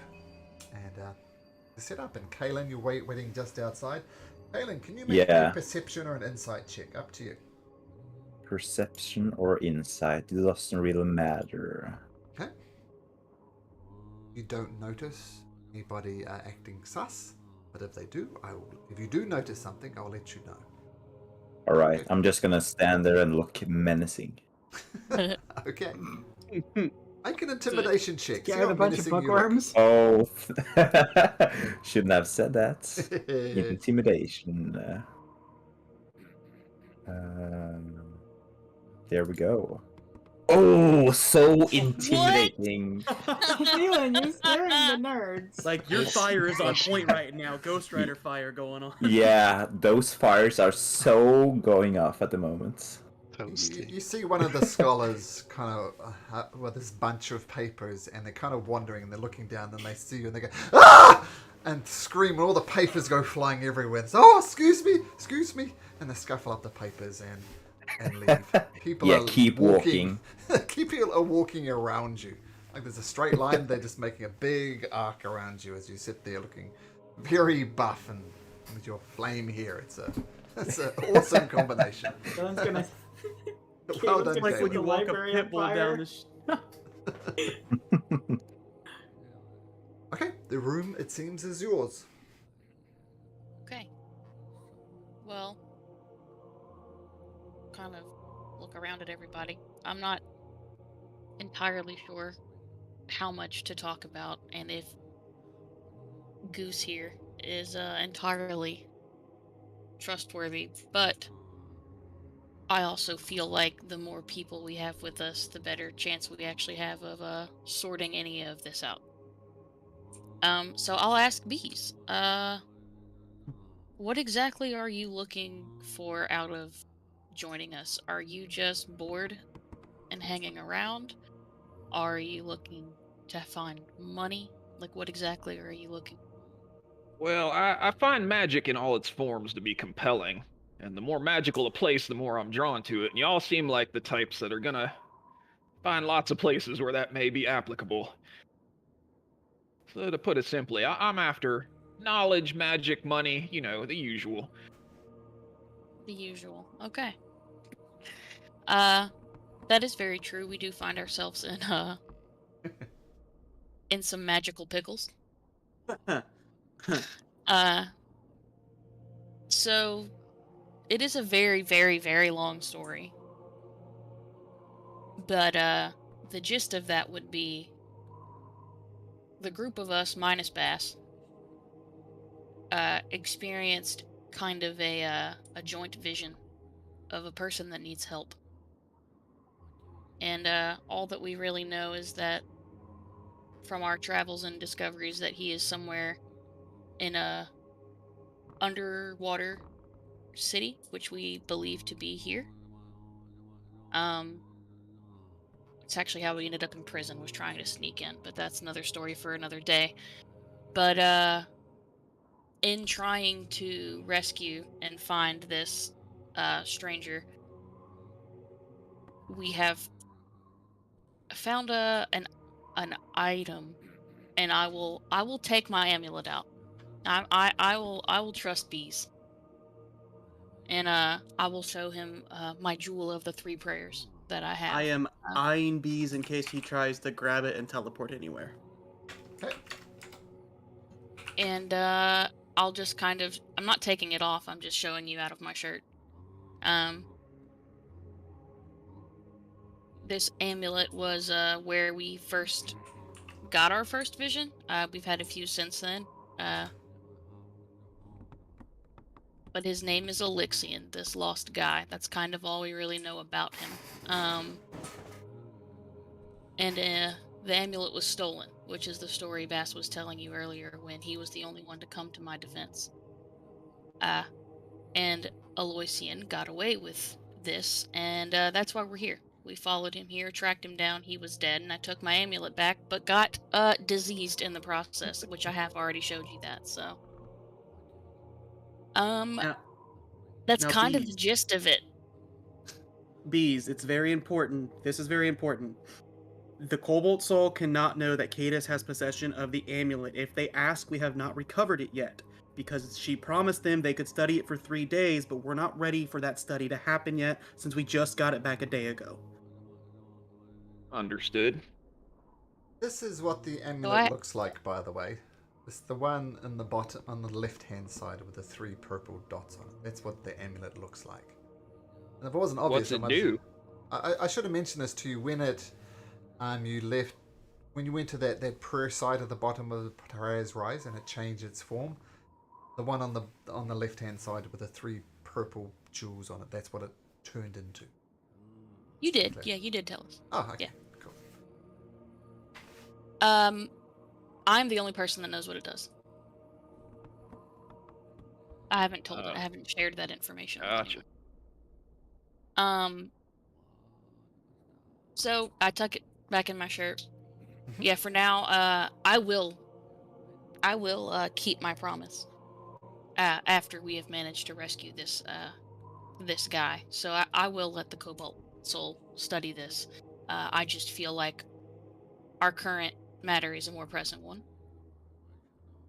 So we have been, for lack of a better word, using the Cobalt Soul as a way to get into this underwater city where they're doing some archaeology, uncovering the secrets and stuff that are down there to try to find. Yes, Kalmar, if I recall. Correct, Cadence? I don't remember. I straight up just do not remember what it was called. The city, I I'm would sure think, it was was Kalmara. Kalmara. Yeah. Yeah, that's what it was. Calamaro is what they're calling the sunken city. Yeah, as soon as you said it, I remembered. See, that's how that works.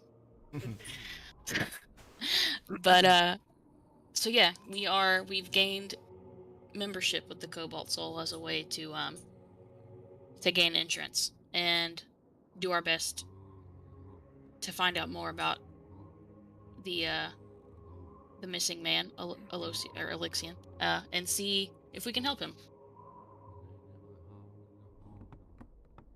Sounds like quite a compelling mystery. I'm in. And just so you know, I'm sorry. I don't sleep. So in my trance state, I will know if you try to get my amulet. Is that stuff contagious? And he points at like wherever your arm where you showed him the.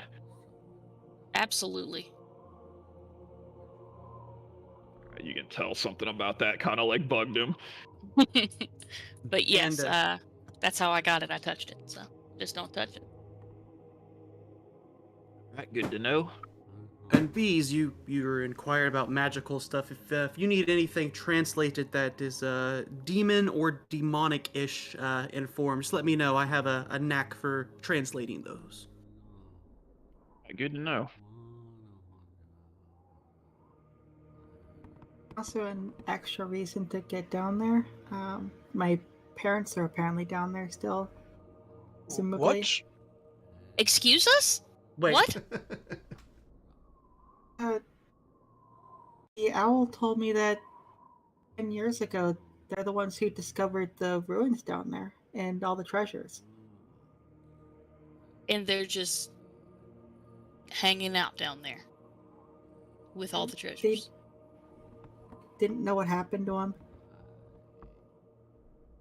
Okay. They found a bunch of treasures down there and got made a lot of money off of them, and then they've gone missing. so they came out of the pit and then disappeared. They didn't disappear in the pit.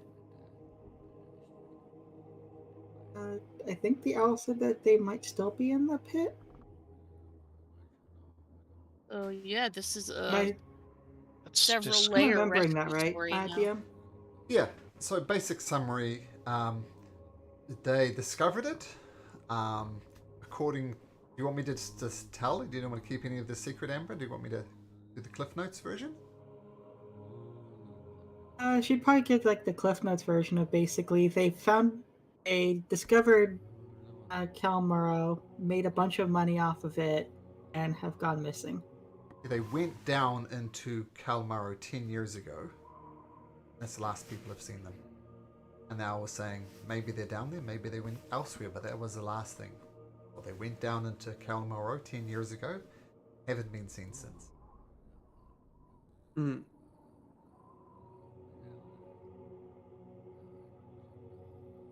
Well, even more reason to find a way inside then, right? Okay. We Well, already let's have do a this. way. We already have a way down there now, though, because we're Cobalt Soul members, right? I We thought he we don't- said we. go ahead.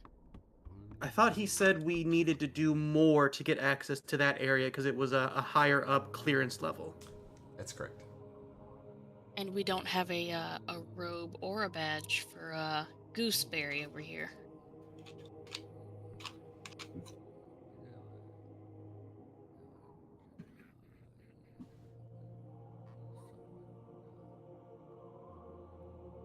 So I suppose we could ask.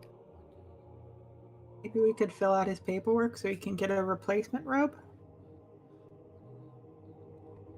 We could always say we lost one of ours and get a replacement robe and badge and give it to him.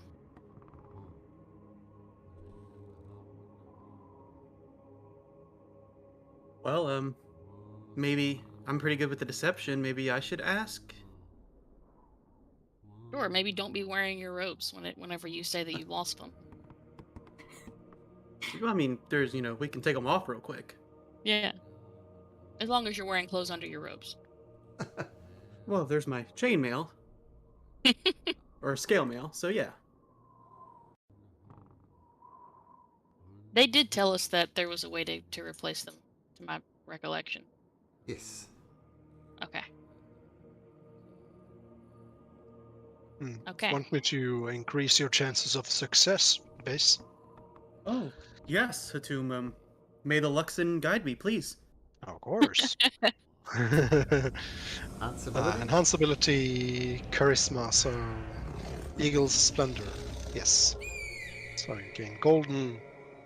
Yeah, your eyes glow up a bit for a mere second. Okay.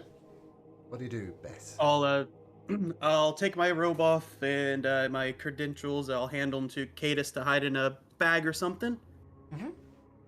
And I guess I'll head to the desk and just be like, terribly sorry, but with all the traveling I do, I've misplaced my robe and badge. I thought I left them here. I need replacements, please. You understand these things are very important. The user ID and so on. Exactly where did you misplace them?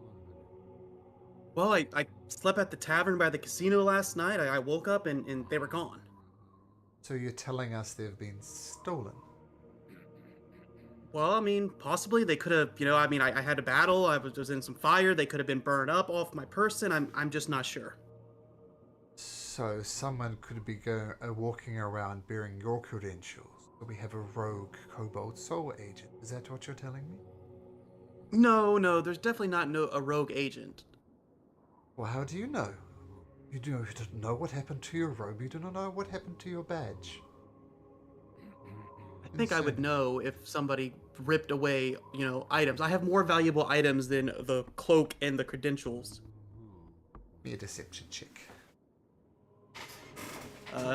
What's the plus I'm getting to this from the spell? Advantage. Advantage. Oh, advantage. Okay. Advantage.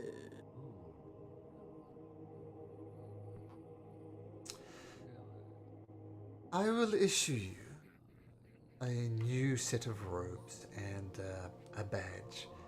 But please, do your best to find what happened to you and let me know as soon as you can. Immediately, as soon as I know. If I find them, I will return these ones. That way you don't have extra sets out there. You have my word. Very good. As you know, there's a 50 gold piece replacement fee. Pay the 50, I will issue a new badge and robe. 50, and I will give you 1 platinum for helping me with this, and we can keep it between us. I'm not sure who you're talking to. But keep your platinum. And I promise not to report you for bribery. How about that? Oh, it's not a bribe if I just left it there and didn't know about it. Friend, I'm giving you an easy way out. If you're too dumb to call it, then I'm going to call the guards straight away. Okay, I see. Thank you. Good day. So, put down your 50 gold pieces, apparently keeping your platinum, and yeah, you have a set of robes and a badge for Beesbury. I gave Bees Bass's used ones, and Bass can use the new ones. Okay. I just returned to the group. Just before you return to the group, you see the curator Ewo. If you remember, he was the half-orc who you've been dealing with. As you're about to go back to, Bash, I've been looking for you.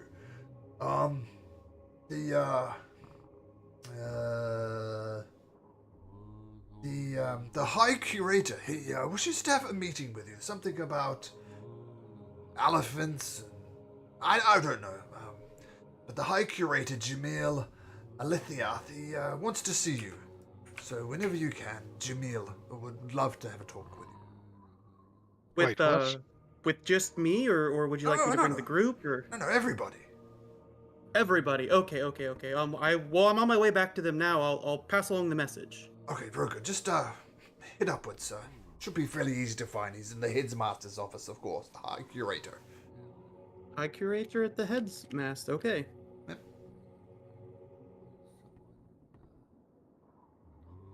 I say good day to him, and I'll make my way back to the room to everybody else. Okay. Well, did you guys see success? Hatum, thank you for the Luxon's blessing, the Luxon's guidance. Of course.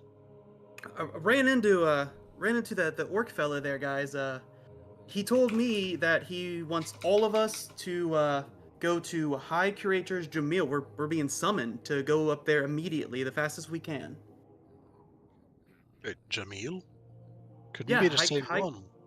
High Curator Jamil. He specifically said mentioned an elephant fellow as well, so he knows about you, Hatum. Odd. I mean, the one that helped us find the owl? Could be just the same name. It's a pretty normal one here in Ankarel, so... Well, the last name was Aethia, if that helps you. I don't think the other Jamil introduced his last name, but this is curious. It's probably not the same person. I mean, it's High Curator, and he wants us to meet at the Headmaster's office here, so maybe this is the main person that's going to give us clearance to get down to Kamal. Hopefully. But all of us, he wants everybody, the whole group. Hmm. We can finally get down there. And it's good. Well, suppose we best go. I mean, Bees has his robes now. We can just say that he was sleeping off an injury or something.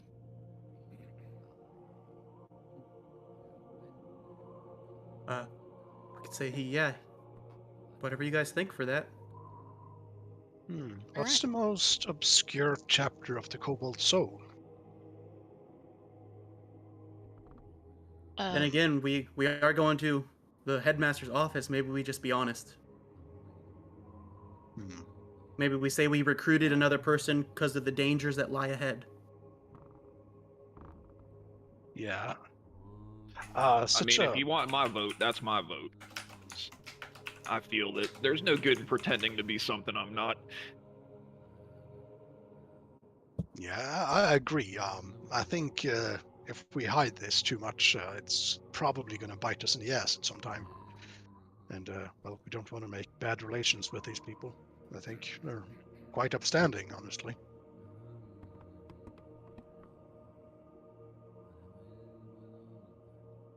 Okay. Well, let's go then. Okay, so you head up to the office. I really need to go to the bathroom, so let's take a 5-minute break, guys, and we'll see you in 5. Sound All good? right. Okay. All right. Yep. In 5 minutes, guys.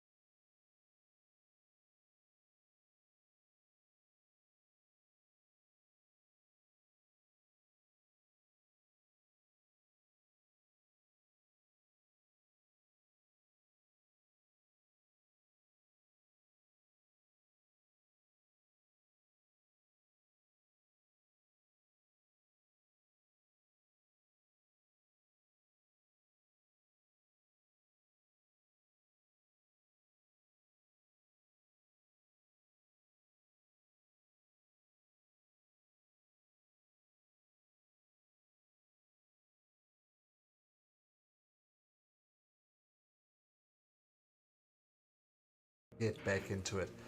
And Cadus, yeah, she says, Get like a hooded cloak like your icon.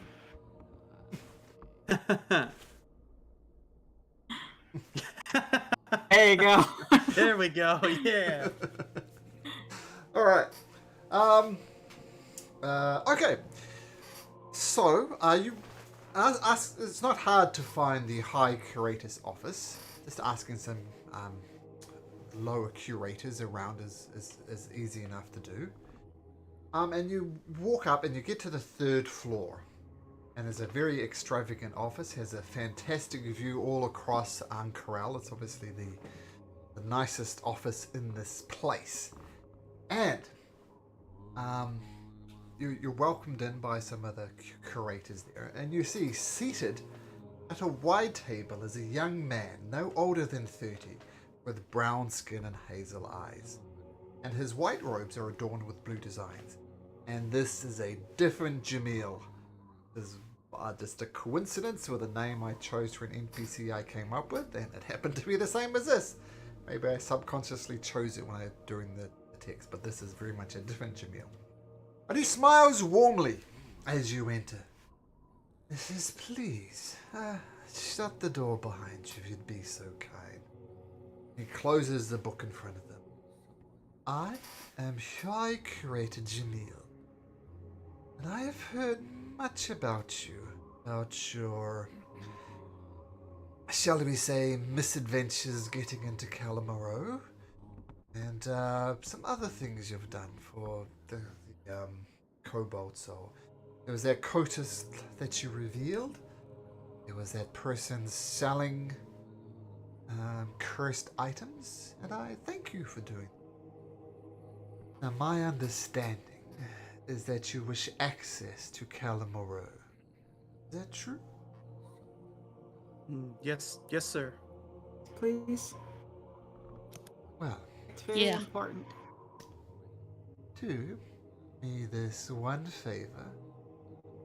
I grant you access, but I will need you to do something for me in Calamaro.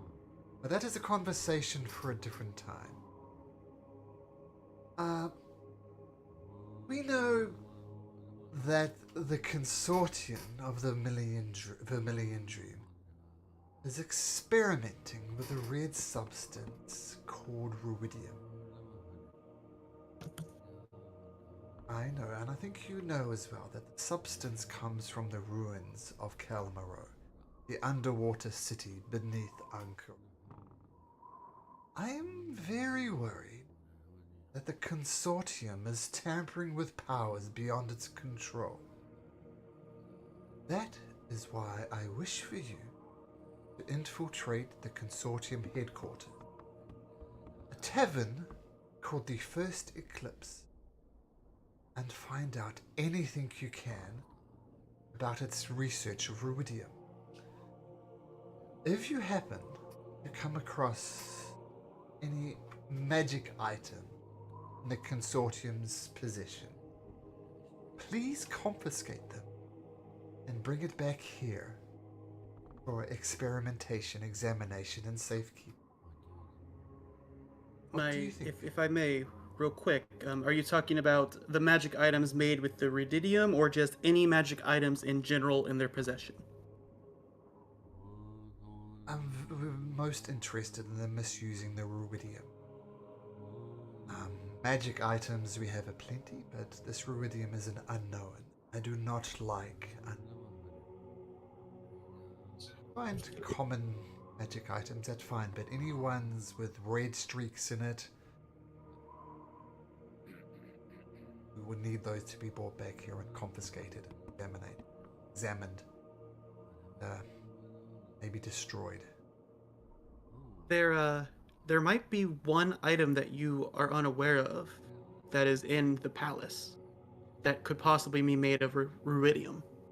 What is that? When we were leaving the palace due to a misunderstanding with, I have a background in archaeology. Under a glass cover, there was a ring in there that had red streaks in it like veins. I priced it at about worth 5k gold, but now that we've seen some of this substance, I think that ring could have been made with this substance, and it is in the palace. Thank you for bringing that my attention, Base. I will make some inquiries. That thing certainly shouldn't be on display. That thing should be studied. There's a position of the Cobalt Soul that it should be destroyed. Thank you for bringing that to my attention.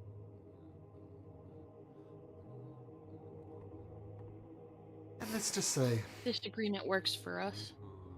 okay, so that's the deal. You go and find out what you can about the Vermilion Dreamer that's first eclipsed heaven, and I will grant you access to Kalmaro. And because it's political access, I will need you to do something for me. Well, you should be free to explore. Sounds like an amicable deal. I completely agree. The first eclipse is over in the Suncut Bazaar. And it gives you directions, and you're familiar with it, and now that you do know what this first eclipse tavern is. So unless there's any other questions, I suggest you make your way to the Suncut Bazaar, do any preparations you see fit. Let me know what happens. Cadus will nod and turn and leave immediately. Okay. We need to hurry up and get these this mission done, guys. Yes, we need to see if you can help your parents. I agree. Yeah, I'm really worried if all that radium's down there.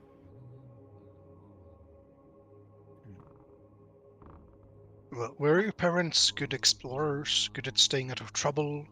Do you know anything about them? I just assumed they were good at nature, but apparently they were just in it for money. Huh. Well, that information came from not a trustworthy sort. I wouldn't place too much belief in such information. But I guess we'll find out. It's the only information I have right now, so it's as good as any.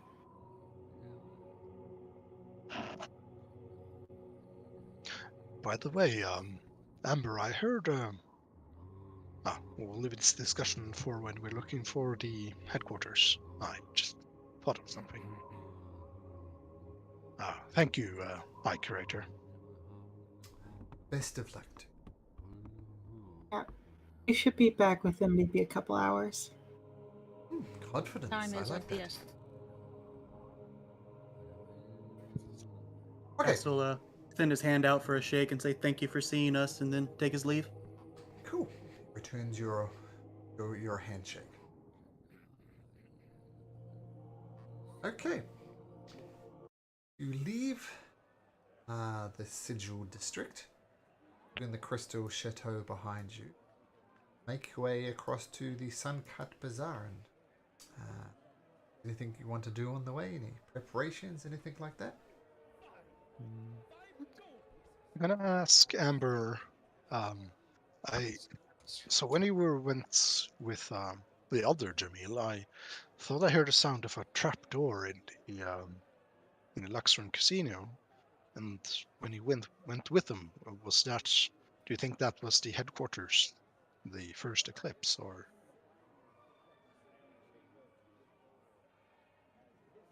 I'm not sure. We did go down like a trapdoor passage and followed a tunnel entrance, but I'm not really familiar with the way. Did it seem bigger, like a part of a Jamil connection was of mostly the tunnels? one. Jamil was mostly the one who was leading me back. Other Jamil, not the one that we were just talking to.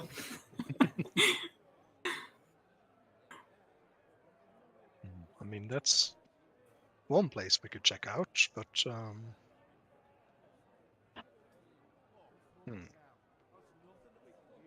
You know where the First Eclipse Tavern is. It's not hard to find. Oh, it's an actual place. I thought it was a hidden Nope. headquarters. Okay. First Eclipse. What was the tavern that the party was staying at before I went to the Owl? Oh. It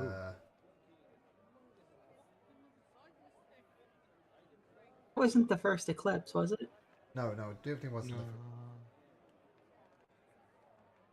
Let's see. Golden Chip? No. They were staying in the Yeah, it was last the Golden Eclipse. Chip. It was the Golden Chip. It's the last Eclipse. Yeah, the Golden Chip First was the and place last. you were staying at before. This is the First Eclipse. Hmm. Okay, so you make your way through the Sun-Cut Bazaar. You're approaching the tavern. You found the tavern, and you're kind of maybe thinking about what exactly you need to do, go in or go out or something. The place is busy as ever with people going back and forth about the business, people haggling. Some shops have actual shop, like brick and mortar type stuff. Some are just under tents, selling their wares, fresh fruit, things like that. And seemingly out of nowhere, just to the west of you, I mean, it's a hard thing to miss, but even those with passive perceptions off the chart, you miss it as well. But there's a creature that appears. Creature is huge. Is what it looks like. Oh, Oh boy. a tomb? Is that a distant cousin twice removed? A tomb More like tries removed. is big. This thing, just massive. And it just starts cut. As I said, it just seems to appear, just woof, almost like if something just sort of grew there, and it just starts rampaging through, destroying stores, and people are screaming and yelling. And as you're trying to grab your bearings, what shall we do? A second one appears to the south of you. Like, oh my god, what the hell is going on here?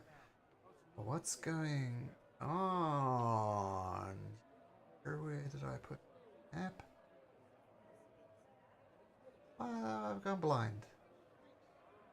Oh, I've already moved you over there. That's what I'm confused about. Yes, I've just moved you over there. Yeah, so this elephant is here. And this elephant is here. People are screaming. People are yelling. Commoners are running around. And in the words of my son, I need you all to... Roll for initiative. DM. Yep. So because you said we should have been level 7, so my level up, I took another point into Bard. Okay. And the Bard, I gotta find it here. The Bard says I can add half of my proficiency bonus rounded up to any ability check. Is initiative an ability check? I think it is. Yes, you can. Okay. Yeah. I think it's included in initiative in that case. I think it should be included if it is on D&D Beyond. Oh, you guys are right. I didn't notice that. I thought I had to add that. Okay, cool. Thank you. First time I've ever multi-classed into a Bard. Mm. Okay, yeah, so these elephant type things are raging, they're smashing through the town. Already some people have been, this person over here, unfortunately, got trampled by this elephant. And it's just raging. There's one to the west of you, one to the west, and one to the south of you. Cadus, you are first to act. What do you do? I'm gonna yell out to everyone to try to fight from a distance and gesture at the spot on my arm. Okay. Oh, you can do that And as a then- free action. Okay, and then I will. Yeah, okay. I will chill touch the one to the south of me. Okay. Maybe. 17. 17 does hit your chill touch. Your hand comes out. You grab, grabbing at what you think would be a heart, and it pulls out, and this elephant type thing just lets out a I can't make elephant sounds, but one of those ooh, sounds. Okay. Chill touch gone. Cadus, do you stay there where you are? Yes. Okay. Hatum. Boy, I guess. Well, let's see. No, I'll save that for later. Yeah, Hatum's gonna just do a guiding bolt at this one that he sees right in front of him at first level. The west one or the south one? West one. One over here. Okay, Oh. guiding bolt Oh wait. away. Oh wait. Which one did you attack, Cadus? The one to the south. Oh yeah. I didn't see that. Just gonna see Cadus attack that one and go, oh, that's the one. Guiding bolt that one. Okay, guiding bolt away. There you go. Oh, nice. So, whoosh, goes around and just slams into the creature, making sure it doesn't do anything. Okay, 21 points of damage. What color does it glow from your guiding bolt, Hatum? The light of the Luxon, yellow. Yellow. The next attack against this creature here will be at advantage as Hatum's guiding bolt, poof, and then lights it up. It's your turn, Hatum. Let's see. Gotta move a bit back. So yeah. Sure. I actually rolled these guards into initiative 2 and they rolled quite well, so I'm just going to have them act now. They come up here and they this one to the top holds their spear. This one just dashes into position. But this one's got to hold action. So hold the line! Protect the civilians! That's what they're doing. Just with their spears, getting ready to hold the line, as it were. Bass, what do you do? Bass will go, Beesbury, it's the first combat you've seen with us. I don't mean in general, just, don't let the scythe scare you. And, first up for this elephant over here that was already damaged on the south, bonus action Hex. Okay, it is hexed up. No And problem. I will choose, Strength. And Okay. then, he will slam the scythe down as he says, let love and hate collide, and 2 Eldritch Blasts form out around the scythe and fire both at the elephant. First one at advantage. Okay.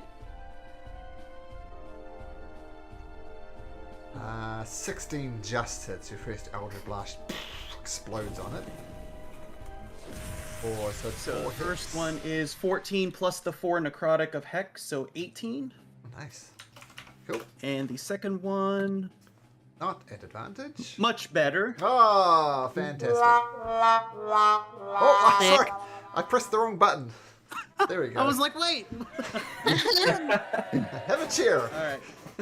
So, does the Hex dice get doubled for this too or no? It does. Yep. All dice get so- doubled.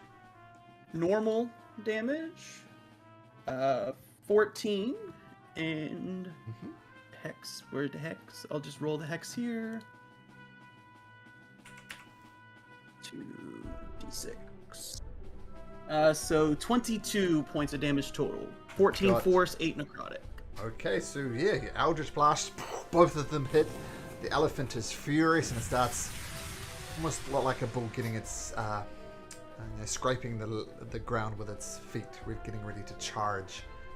Feel free to move if you like, Base, but it's I'll now use Caelan's my turn. movement to move back to here. Sure.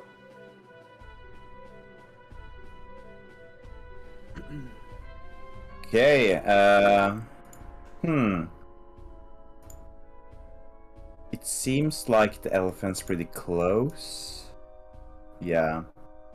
Caelan is gonna equip his shield, Okay. and he's gonna summon his very sinister looking sword, which he picked Yep. up from my random cave, you know. Nothing I know what you're suspicious about referring his to. sword. Yeah. And he's going to walk as far towards this elephant as possible. He's gonna stand here, I think. Okay. Right? Yeah. and he's going to take the dodge action. Okay, dodge action. So you go up, get ready to defend yourself, shield out. Okay, cool. That's your turn. Yes. The elephant comes over here, takes a step over here, just destroys his stall here. Watching this commoner here just gets stomped and there's a grease stain on the ground. Then it turns around, charges straight for you, Kate. Lowering its. So it's going to make a gore attack against you. Not missing any hit points, are you, Kellen? You're at full health, right? Yeah, full health. It comes at you at disadvantage with its horns, with its tusk down, charging straight for you. Oh my goodness, what did I roll on the dice? I rolled a 15 and a 16, so at disadvantage, that's 25. Oh yeah, that goes through. So it comes through and its tusk just pierces you right through the center of your stomach. Then he pulls it out in a spray of blood. You take 22 piercing and 6 psychic damage. 22 and 6. Yeah, so unless you got some resistances, that's 28 points of damage. Not against psychic. As it gores you with a tusk, it kind of throws you up in the air and you land on the ground right beneath it, and it raises its feet. It's going to try and stomp you as well. Oh, wait a minute. Yeah, sorry. Make me a strength saving throw. Strength saving throw. Okay, so you managed to be knocked prone. So it's still going to make a stomp attack against you. Ran up to you. You're not knocked prone, so this will be at disadvantage. 17. Is a 17 hit? No. Oh, that's good, because you avoid another... Well, that'd be another 36 points of damage. As you just narrowly dodge out the way from the stomp attack. That would be its turn. Say it's furious would be an understatement. That is pissed off. It's been hit by all sorts of things. Beesbury, what do you do? So I just gored Kalon, right? That's what happened there? Yep. Messy. Alright, Bees is gonna step over behind Kalen, reach down into a pouch on my waist, and I'm gonna reach, I'm gonna cosmetic this here in a second, but I'm gonna get a healer's kit and use the healer feat on Kalen with my action. Okay. And the way this plays out cosmetically is I pull out one of those little like old school perfume bottles with like the little squirt thing. Yeah. And spray him with a fine honey scented antiseptic mist. Oh, Bees is so cool. So that's that. Me. And you are healed for 17. Nice. That was that surprise I was talking about that I forgot about completely. Is this the honey? It's Love it. oh, so nice, soothing. Wow. I love that. Is this the honey? With my bonus action. Yep. This in my mind seems really funny, but I'm going to do that thing that psychic characters do where I put like fingers to my, next to my eye. And I'm going to attempt to bonus action telekinetically shove the elephant creature, not Hatum, the big elephant creature, back 5 feet. Okay. Good to clarify these things. So I think Kalen gets more hit points based on his hit die. He has disadvantage on that strength save because of Hex. Hex is disadvantage on ability checks, not saving throws. Oh, damn. Okay, thank you. Yeah, that's right. So this is a strength save. Obviously, this thing is huge. It's going to take some effort. Is there a size restriction on the telekinetic shove? There is not. Here, let me link it. Because this thing isn't large. It's huge.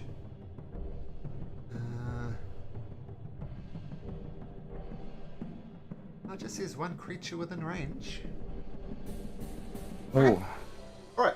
I need to make a saving throw, by the way. Oh, sure. DC 15 Wisdom saving throw. Oh yeah. Okay. I know Um, what that is. Kalen is really, really mad at the elephants. Like, his eyes are glowing even more fiery than before, and something radiates from the sword as well. Yeah. Okay, cool. Okay, so you get your telekinetic shove out. What was the spell DC? Save DC? It was 16. 16. Strength save. And it gets shoved back how far? 5 feet. 5 feet. So, Beesbury. I don't have a spell that mimics spraying people with honey, but here's a healing sound. Whoops. A healing sound. And by some huge effort, you do shove the creature back 5 feet. Add a +7 to its saving throw. That did not help. Oh, wow. Then I'm going to. Yep.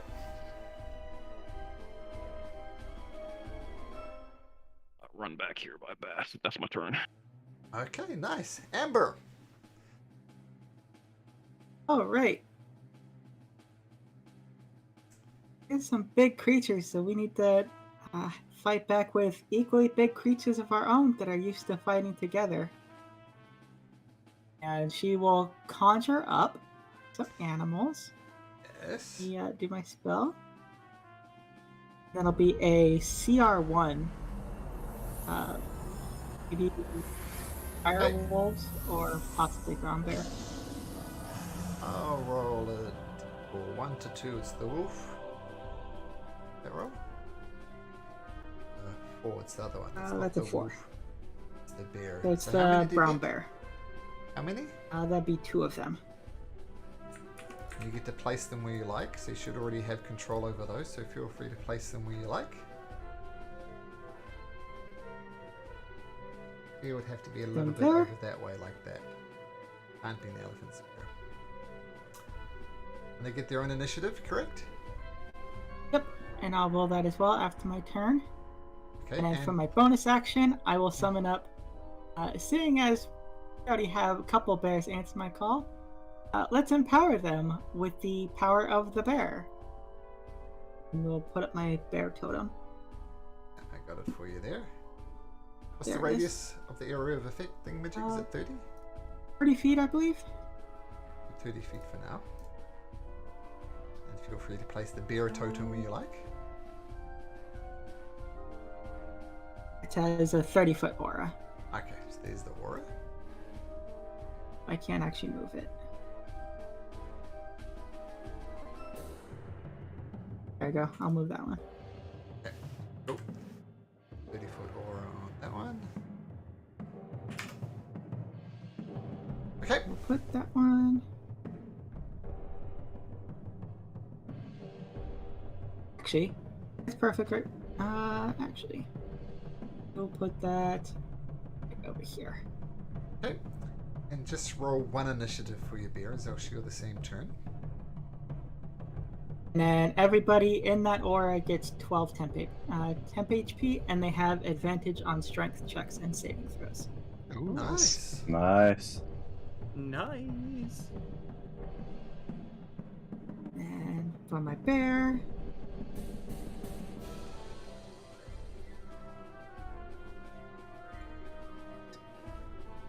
rolled the wrong thing.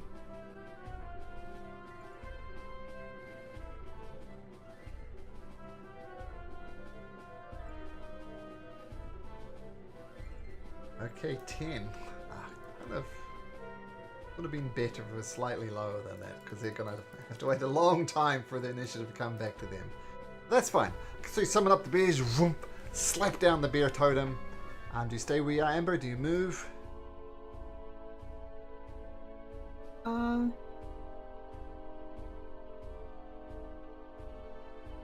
Step over here. Cool. Okay. Commoners, they start panicking. Some of them start running away, far away from it.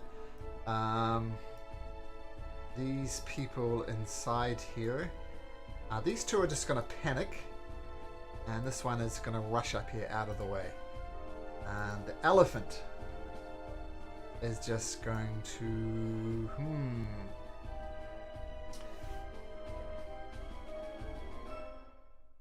I'm gonna say it's gonna come up and just gore these two commoners to death. He gores one of them, tramples over the top of the other one, and starts making a beeline over this way. Oh, it's pretty fast. Yeah, so that's where it ends its turn. It's got its tusks down. This person here is panicking, and it's heading straight for this cluster of people here. We'll see what happens. Cadus, back to you. Okay. I'm going to... Let's see. Step over here. Still gonna chill touch the one to the south. Chill touch hits for the 21. And then ghostly And hand you- comes out and sucks out some life from it. And then I'll, it says I can immediately make a weapon attack as a bonus action, so I will also try to shoot it. 15, you fire your arrow and it just bounces off its thick hide. Okay. Then that is all I have. Okay, this guard bravely comes up to this elephant, brings out his spear. Two-handed he's going to try and... Oh, and he does hit it. Bring the beast down! If it bleeds! If it bleeds, we can kill it! He does 9 points of piercing damage with his spear. The other guard buddy... Hit action doesn't go off. He's going to rush down here as well. I'll try and stab it as well with his spear. And he misses. Hide is too thick. Okay, Hatum. Yeah, Doom's gonna step down here. He's gonna alight his shield with this holy symbol on it, lift it high up above his head. And it's gonna call out, "May the flames of the Luxon burn you!" And 4 small dodecahedron-like flaming objects, so D12s, gonna fly up above the elephants to the south, and then go streaking into it as he casts Scorching Ray at 3rd level. Oh, nice. Okay, so it's 3 attacks, See. right? Yes. Okay. So 24, It's 18, 16. they all hit. Oh, Oh, there's nice. 4 of them. So yeah, all 4 hit. 4 damage for all See, 4 of those that's- things. 2, 4, 6, 8, D6. Nice. So 35 fire damage. Oh, 2. You watch these dodecahedrons just fly across with unerring accuracy. It slams into for 35 points of damage. It's looking hurt, but it is still up. Ooh. Nice. Yes, Atum's gonna end his turn there. Yes. Okay, cool. Bass. Okay. Bass will say, Kalen, I know you're on the front lines up there, man. Just hold staff and do a bonus action to give you a Bardic Inspiration, so you get a D6 to your next attack roll ability or saving throw whenever you want to use it. Nice. And then I'll slam Purgatory down and say, Purgatory, I need your power once more, and 2 more Eldritch Blasts fire out from Purgatory. Zoom to the one to the south. The one to the south, one with the hex on it. Yes, sir. Okay. First attack. First. Hits. Okay. Which are hits damage. 14 force and 2 necrotic, so 16. Okay, that one hits. And it's still up. Still up. Yep. All right, another Eldritch Blast. That hits as well. So 9 plus 6. Nice. So 14. So the combination Oh, of 15. 15, sorry. the combination of Hatum laying on it and everybody else focuses attention is enough to bring the great beast to the ground. Falls down. And actually, when it falls down, when you do the final death blow, something interesting happens. It doesn't just die. In fact, when you do it, it starts shrinking. Shrinking. And eventually, it gets to like a little miniature miniature version of an elephant. With a little tiny little figurine almost on the ground. That's what happens when you take care of this elephant. Aelin. Interesting. Okay. Okay, nice. As soon as the elephant, well, dies, I guess you can say, Kalen calms down. Instead, he will... Well, I guess he will go up to the other elephant. And how long does the bardic inspiration last for? 10 minutes. 10 minutes, okay, nice. I think he will... First, he will cast green flame blades and try to hit the elephant. Okay. Oh, that's so bad. Swing and a miss. But that's fine because Kalen has gotten a new ability, War Magic, so I can try to use my bonus action as a attack after casting a cantrip. So you cast cantrip, you cast green flame blade. Yeah, and I miss with it, I guess. Okay, So I can use my bonus action to make another attack. Cool. Another attack. That one. 19. Okay, nice. And that's 8. an 'cause you had 8. your shield right out. Yeah. 8 cuts into it. Cool. And I'm green flame. going Isn't there some to... green flame blade damage? No, I missed with that one, so I guess it doesn't. Well, it doesn't apply since I missed with it, and this isn't the same attack. I think. Wording of green. It actually applied to your weapon and it's just on your next melee attack? It says duration instantaneous. Yeah, so I can link it.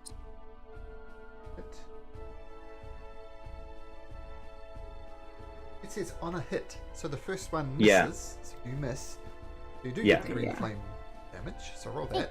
But I think that's a separate attack, right? Because I understand this as when you use the green flame blade cantrip, you make an attack roll to see if you hit with it or not, That's and how I read it, then the actually. flame jumps Yeah, if on you a- if on there's a someone hit. close.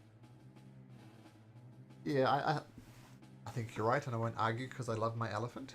The green flame blade does not apply. But sure, I'll take another 1d8. No, you're right. You're I right. love my elephant. You brandish the weapon, using the spell's casting, make a melee attack with it against one creature. On a hit. I But think you that's miss. when you're casting it on your attack, which would have missed. Yeah, right. But fret not, Malcolm, because I'm gonna use Action Surge and try to do it all again. That's the spirit. Okay. We don't give Uh, up. But you only get one action, you don't get your bonus action back. That's Oh, true. really? Action Surge only gives you your action, not your bonus action. Yeah, your action, but that's fine. I guess I'll just hit it twice normally. Okay.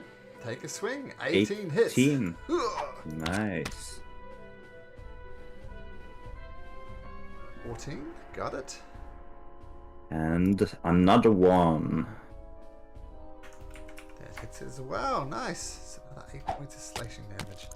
How does this look like for for Kalen? Is he losing it? Does he look angry? Or is he just Not anymore. He was angry at the other elephant. He doesn't really care about this one. Well, he wants to kill it, but he hasn't any personal feelings towards it at this point. Okay. Not yet, at least. And that's his turn. My cute little elephant. Look at that. So sad. Let's have a turn. His turn is to be a cute little elephant. Caitlin's gonna be killing the elephant before my bears even get a turn. Beesberry. So Beesberry's gonna pull out a little bit of honeycomb, and those of you that saw him cast Magic Mouth earlier and rub some honeycomb on that, you notice this honeycomb is a little rotten. I'm gonna cast Tasha's Caustic Brew at level 4 on the elephant creature. Nice. Ew, gross, rotten honey. Oh, wrong ones. To do the description. So let's get Like the coats text it, and it'll take the damage start of its turn, and then it has the option to either use its action to scrape it off or not. Okay, so it fails with an 8 on its turn. Is that right? Yeah, at the start of its Start of turn its is turn. when the damage happens. Okay, so I'll put this little. It'll hopefully make me remember. And it's 2d4. Okay, so you cast it and coated with sticky. It's like, off yeah, honey. I up.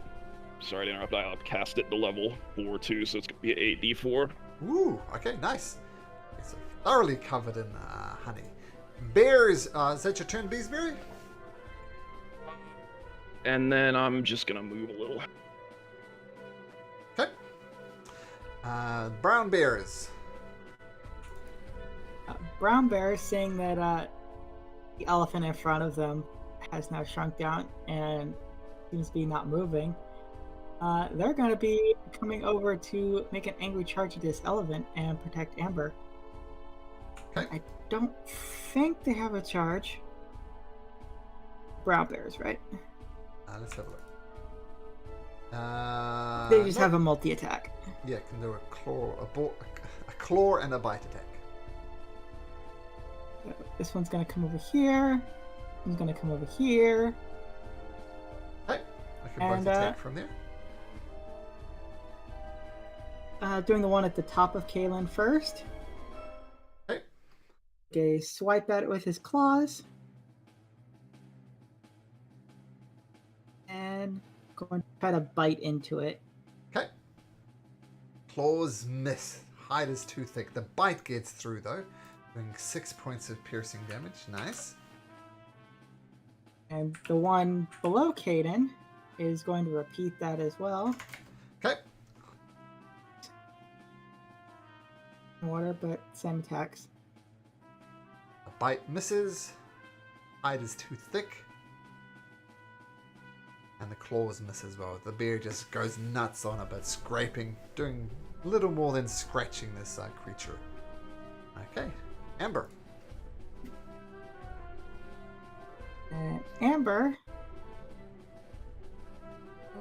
she's concentrating to keep these bears up. Nobody really needs healing yet. So all I can really do is I'm going to come up here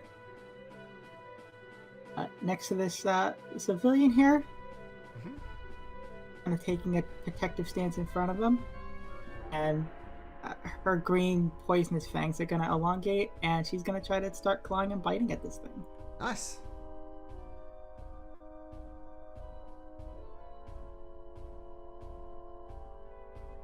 Primal Savagery. Wolverine form of Amber comes out. And yeah, 10 points of acid damage. Actually, yeah, I don't need to use that yet because I still have my temp HP. Okay. That'll be my turn. The commoners who are still out on the street have well cleared out the way now. They're taking off. They're running. They don't want to mess with an elephant. The elephant. Sorry to interrupt. There's this acid damage.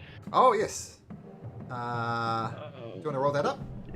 Yeah, 8d4. And I'm gonna go ahead and add a power surge to this as well. Oh, my poor elephant. Alright, so Number 23 acid, 3 force damage from the power surge. Amber's Okay. fangs are also acid damage. Got it. Move it down. Powers. Is this top spell you cast? Is that concentration, Beesbury? It is, yes. So the only way it can get it off is either breaking your concentration or taking a turn to wipe it off. Correct. Okay, it's not going to wipe it off. Doesn't like being attacked with swords. It's going to try and attack Kalen with its gore attack. Hutchin's gonna use Warding Flare to impose disadvantage on the attack against Kalen. Okay. Just That negates the natural 20. which would have done. Nice. Would have hurt. The problem when your DM can't do the math, but it would have done that much damage. Wow, I would have instantly fainted, so yeah. Fainted. Thank you, Hatun. Ah. Yeah, Okay, but more God. dramatically Your- even.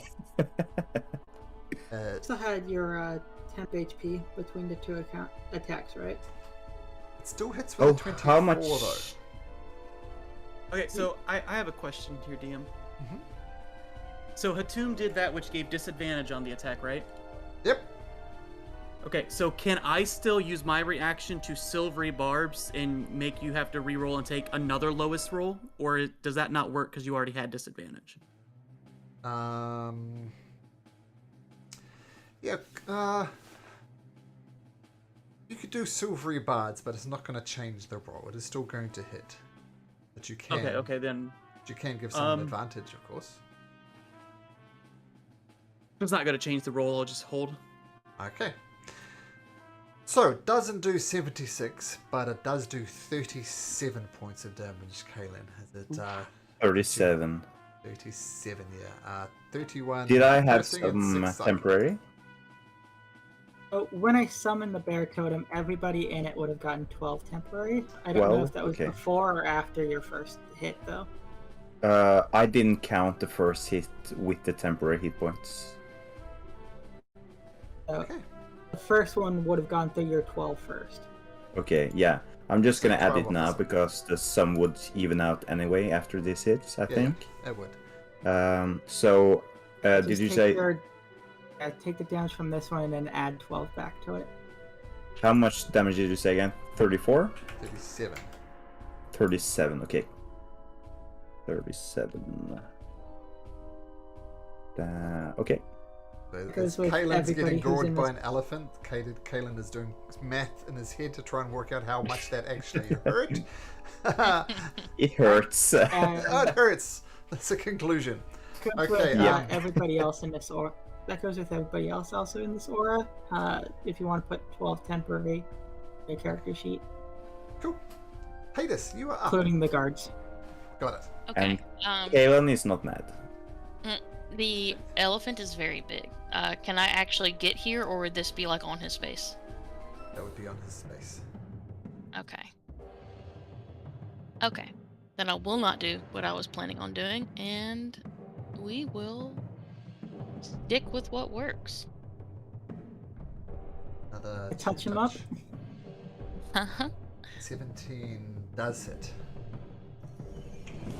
Let's see. Chill touch does something else. Is it no healing? Is that right? Yeah. Well, I okay. think if can't you can't heal. heal until your turn. Until Cadence's next Whoops. turn. Ignore that. And if it's undead, it does the disadvantage or something as There. well. That's what I was trying to do. You can ignore the. Okay. Yeah.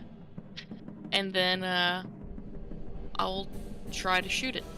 Okay, yep, so the chill touch hits, the arrow hits, gets through the thick hide of it. There's another 4 points of piercing damage as it thumps into the side of the elephant. That poor And that's elephant. it. So surrounded. Well, actually, you know what? Yep. I think I can still do this. I just realized. Oh, no, I can't. It has to be my axe. Okay, go ahead. Okay. The guards, both of them attack with their spears. One of them finds just the right angle and brings it down by 4 hit points. Come on, we've got this! We've got it surrounded, take it down! You elephant, take out the elephant! How rude. Kind of racist, I think, to be honest, because you're not an elephant. Exactly, yeah. Which elephant are they referring to, by the way? Hatum. They're telling Hatum to take out the elephant. Telling the Oh, so Hatun not- elephant to kill the red elephant. Okay, so they're not telling the red elephant to take down Hatum? Other Just way to be around. on this. Other way around. Yeah, okay. Other way. Yeah, I'm gonna try to. I'll walk up a bit, get in its direct line of sight, and just raise my shield and try to blind it with the light of the Luxon using Sacred Flame. So that's a dex saving throw. Lights up. holy light comes out. Dex save, was it? What type of save? Yeah, dex save. Aren't very dexterous, but it rolls a natural 20 for a 19. I Mm. cheer myself. Ooh. Reaction silvery barbs that. Get 'em. Let's go. Shuzzle. Yeah, roll damage. That hits. And advantage to myself. Okay, 8 radiant. He loves his elephant. I do. So 8 radiant. I mean, knowing what this elephant I can do, I absolutely love this elephant too. Oh, this poor elephant. Okay, Hatum.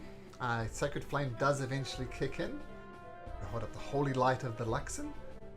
Bass, it's your turn. You have advantage. I'm feeling the light of the Luxon, my friend. Thank you.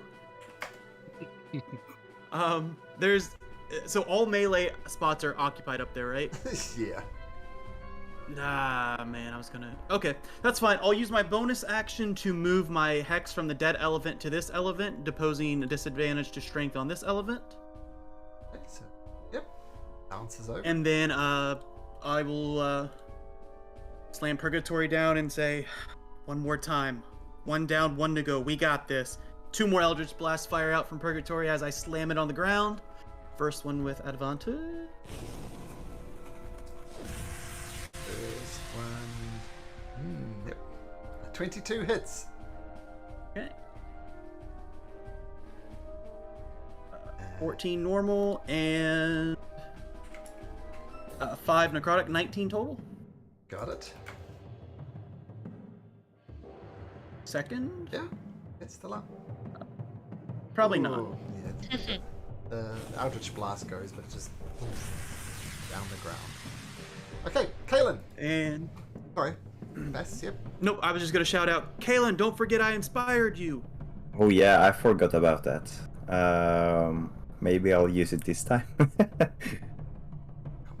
I guess wouldn't I technically need to use it at the first attack roll, or is it whenever I feel the need to use it? Whenever you want. You Okay, can use yeah. it whenever you want. And you can for roll it any- after you see the outcome as well. Okay, cool. I like that. For ability checks, saving throws, attack rolls, damage rolls, or healing rolls. I have a feeling that it's gonna be applied to an attack roll in the soon foreseeable future. But first, Kaelon is gonna look at the elephant and be like, you're trying to take down me? And he's gonna spit out some blood, use his second wind to regain a petty 9 HP. But everything helps. And then he's going to once more try to hit the elephant. And that's a 1d6, right? It's Yep, not it's a gonna. I don't think I'm gonna get the 6 and get the Need a 17. 5 or a 5, 6. you just need a 5 or a 6, yep. What do you guys think? Should I try it? Why not? Go. I mean, use it or lose it, right? Yeah. Yeah, risk it for the biscuit, I agree. My fail or my success sound. Oh! It's a success! Let's go. Nice. It hits! I have a story. And that's another 14 HP. Okay, And for my final... How do you want to do this? Oh, should I be Let's artsy? do this. Well, since both of the elephants have impaled me with their tusks, I'm gonna repay the favor with impaling them with my sword straight through the trunk, into the mouth, and as far up the skull as my sword is allowed to go. That's my poor elephant. Oh, that's terrible. I hurt Okay. my nose just thinking about it. Yeah, it's not funny being impaled. Kalen would know. It's like the world's worst COVID test, right? Remember those tests you used to shove it all the way up your nose? The It's also version not of fun that. being impaled. Just ask, shoot, my other character, Thalanel. Yeah, we did. Oh, Yeah, in a different universe. Yeah, did turn do that hundreds of odd damage to a guard who was just paced. This elephant, though, when it goes down, it leaves behind nothing but red, pale dust. Stay away from that. Yeah, yeah, and try not to breathe it in. I think is a good idea. These things must be the same thing that If, Ayojabe and her group encountered. I mean, look at Little Statue. Didn't Aya say yeah. that they a giant red elephant? Mm-hmm.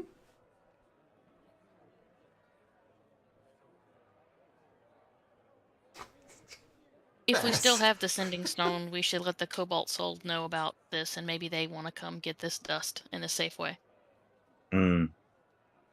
Kalen bought a blanket last time. He's gonna take it out and try to pick up the teeny tiny baby elephant statue. Mm-hmm. And he's gonna be like, "Oh, when he's this small, he looks kind of cute, doesn't he?" I mean, big talk coming from the guy who got ran through. Yeah, for a moment there, I kind of hated this elephant, but I don't really know why. I really just wanted to kill it with all my might, but now I just want to, well, keep hold on it. Should we bring it along? The elephant does look like the artwork here, just smaller and in a passive stance. But in terms of color, in terms of those weird red tendrils coming out of its feet, exactly the same. Just a lot smaller. And not attacking anybody. By the way, when Kalen got impaled by the elephants, did he get any sort of sickness in the same way that Cadis did? No. The thing you did notice, though, when it attacked you, it kind of... As a task pierced you, there's a piercing damage, of course, and you felt some type of weird thing attacking your brain at the same time. But as far as being infected in the same way that Cadis is, no. Okay. I think we should bring this elephant back for further research to see if, well, if this applies some kind of sickness in the same way that Cadis is infected by. Okay. I will point out that this in here, this is the first eclipse. This one here. So Okay. you're right outside it, so I'll let you make your decision from there. Now, Beesbury, I always have to leave at this time. I can't really delay because I have to go pick up my kids from school. So we're always going to have to end at this time. So we'll pause it right here. Hope everybody had a good time. I need to pick up some children. Probably my own kids, but I'm open.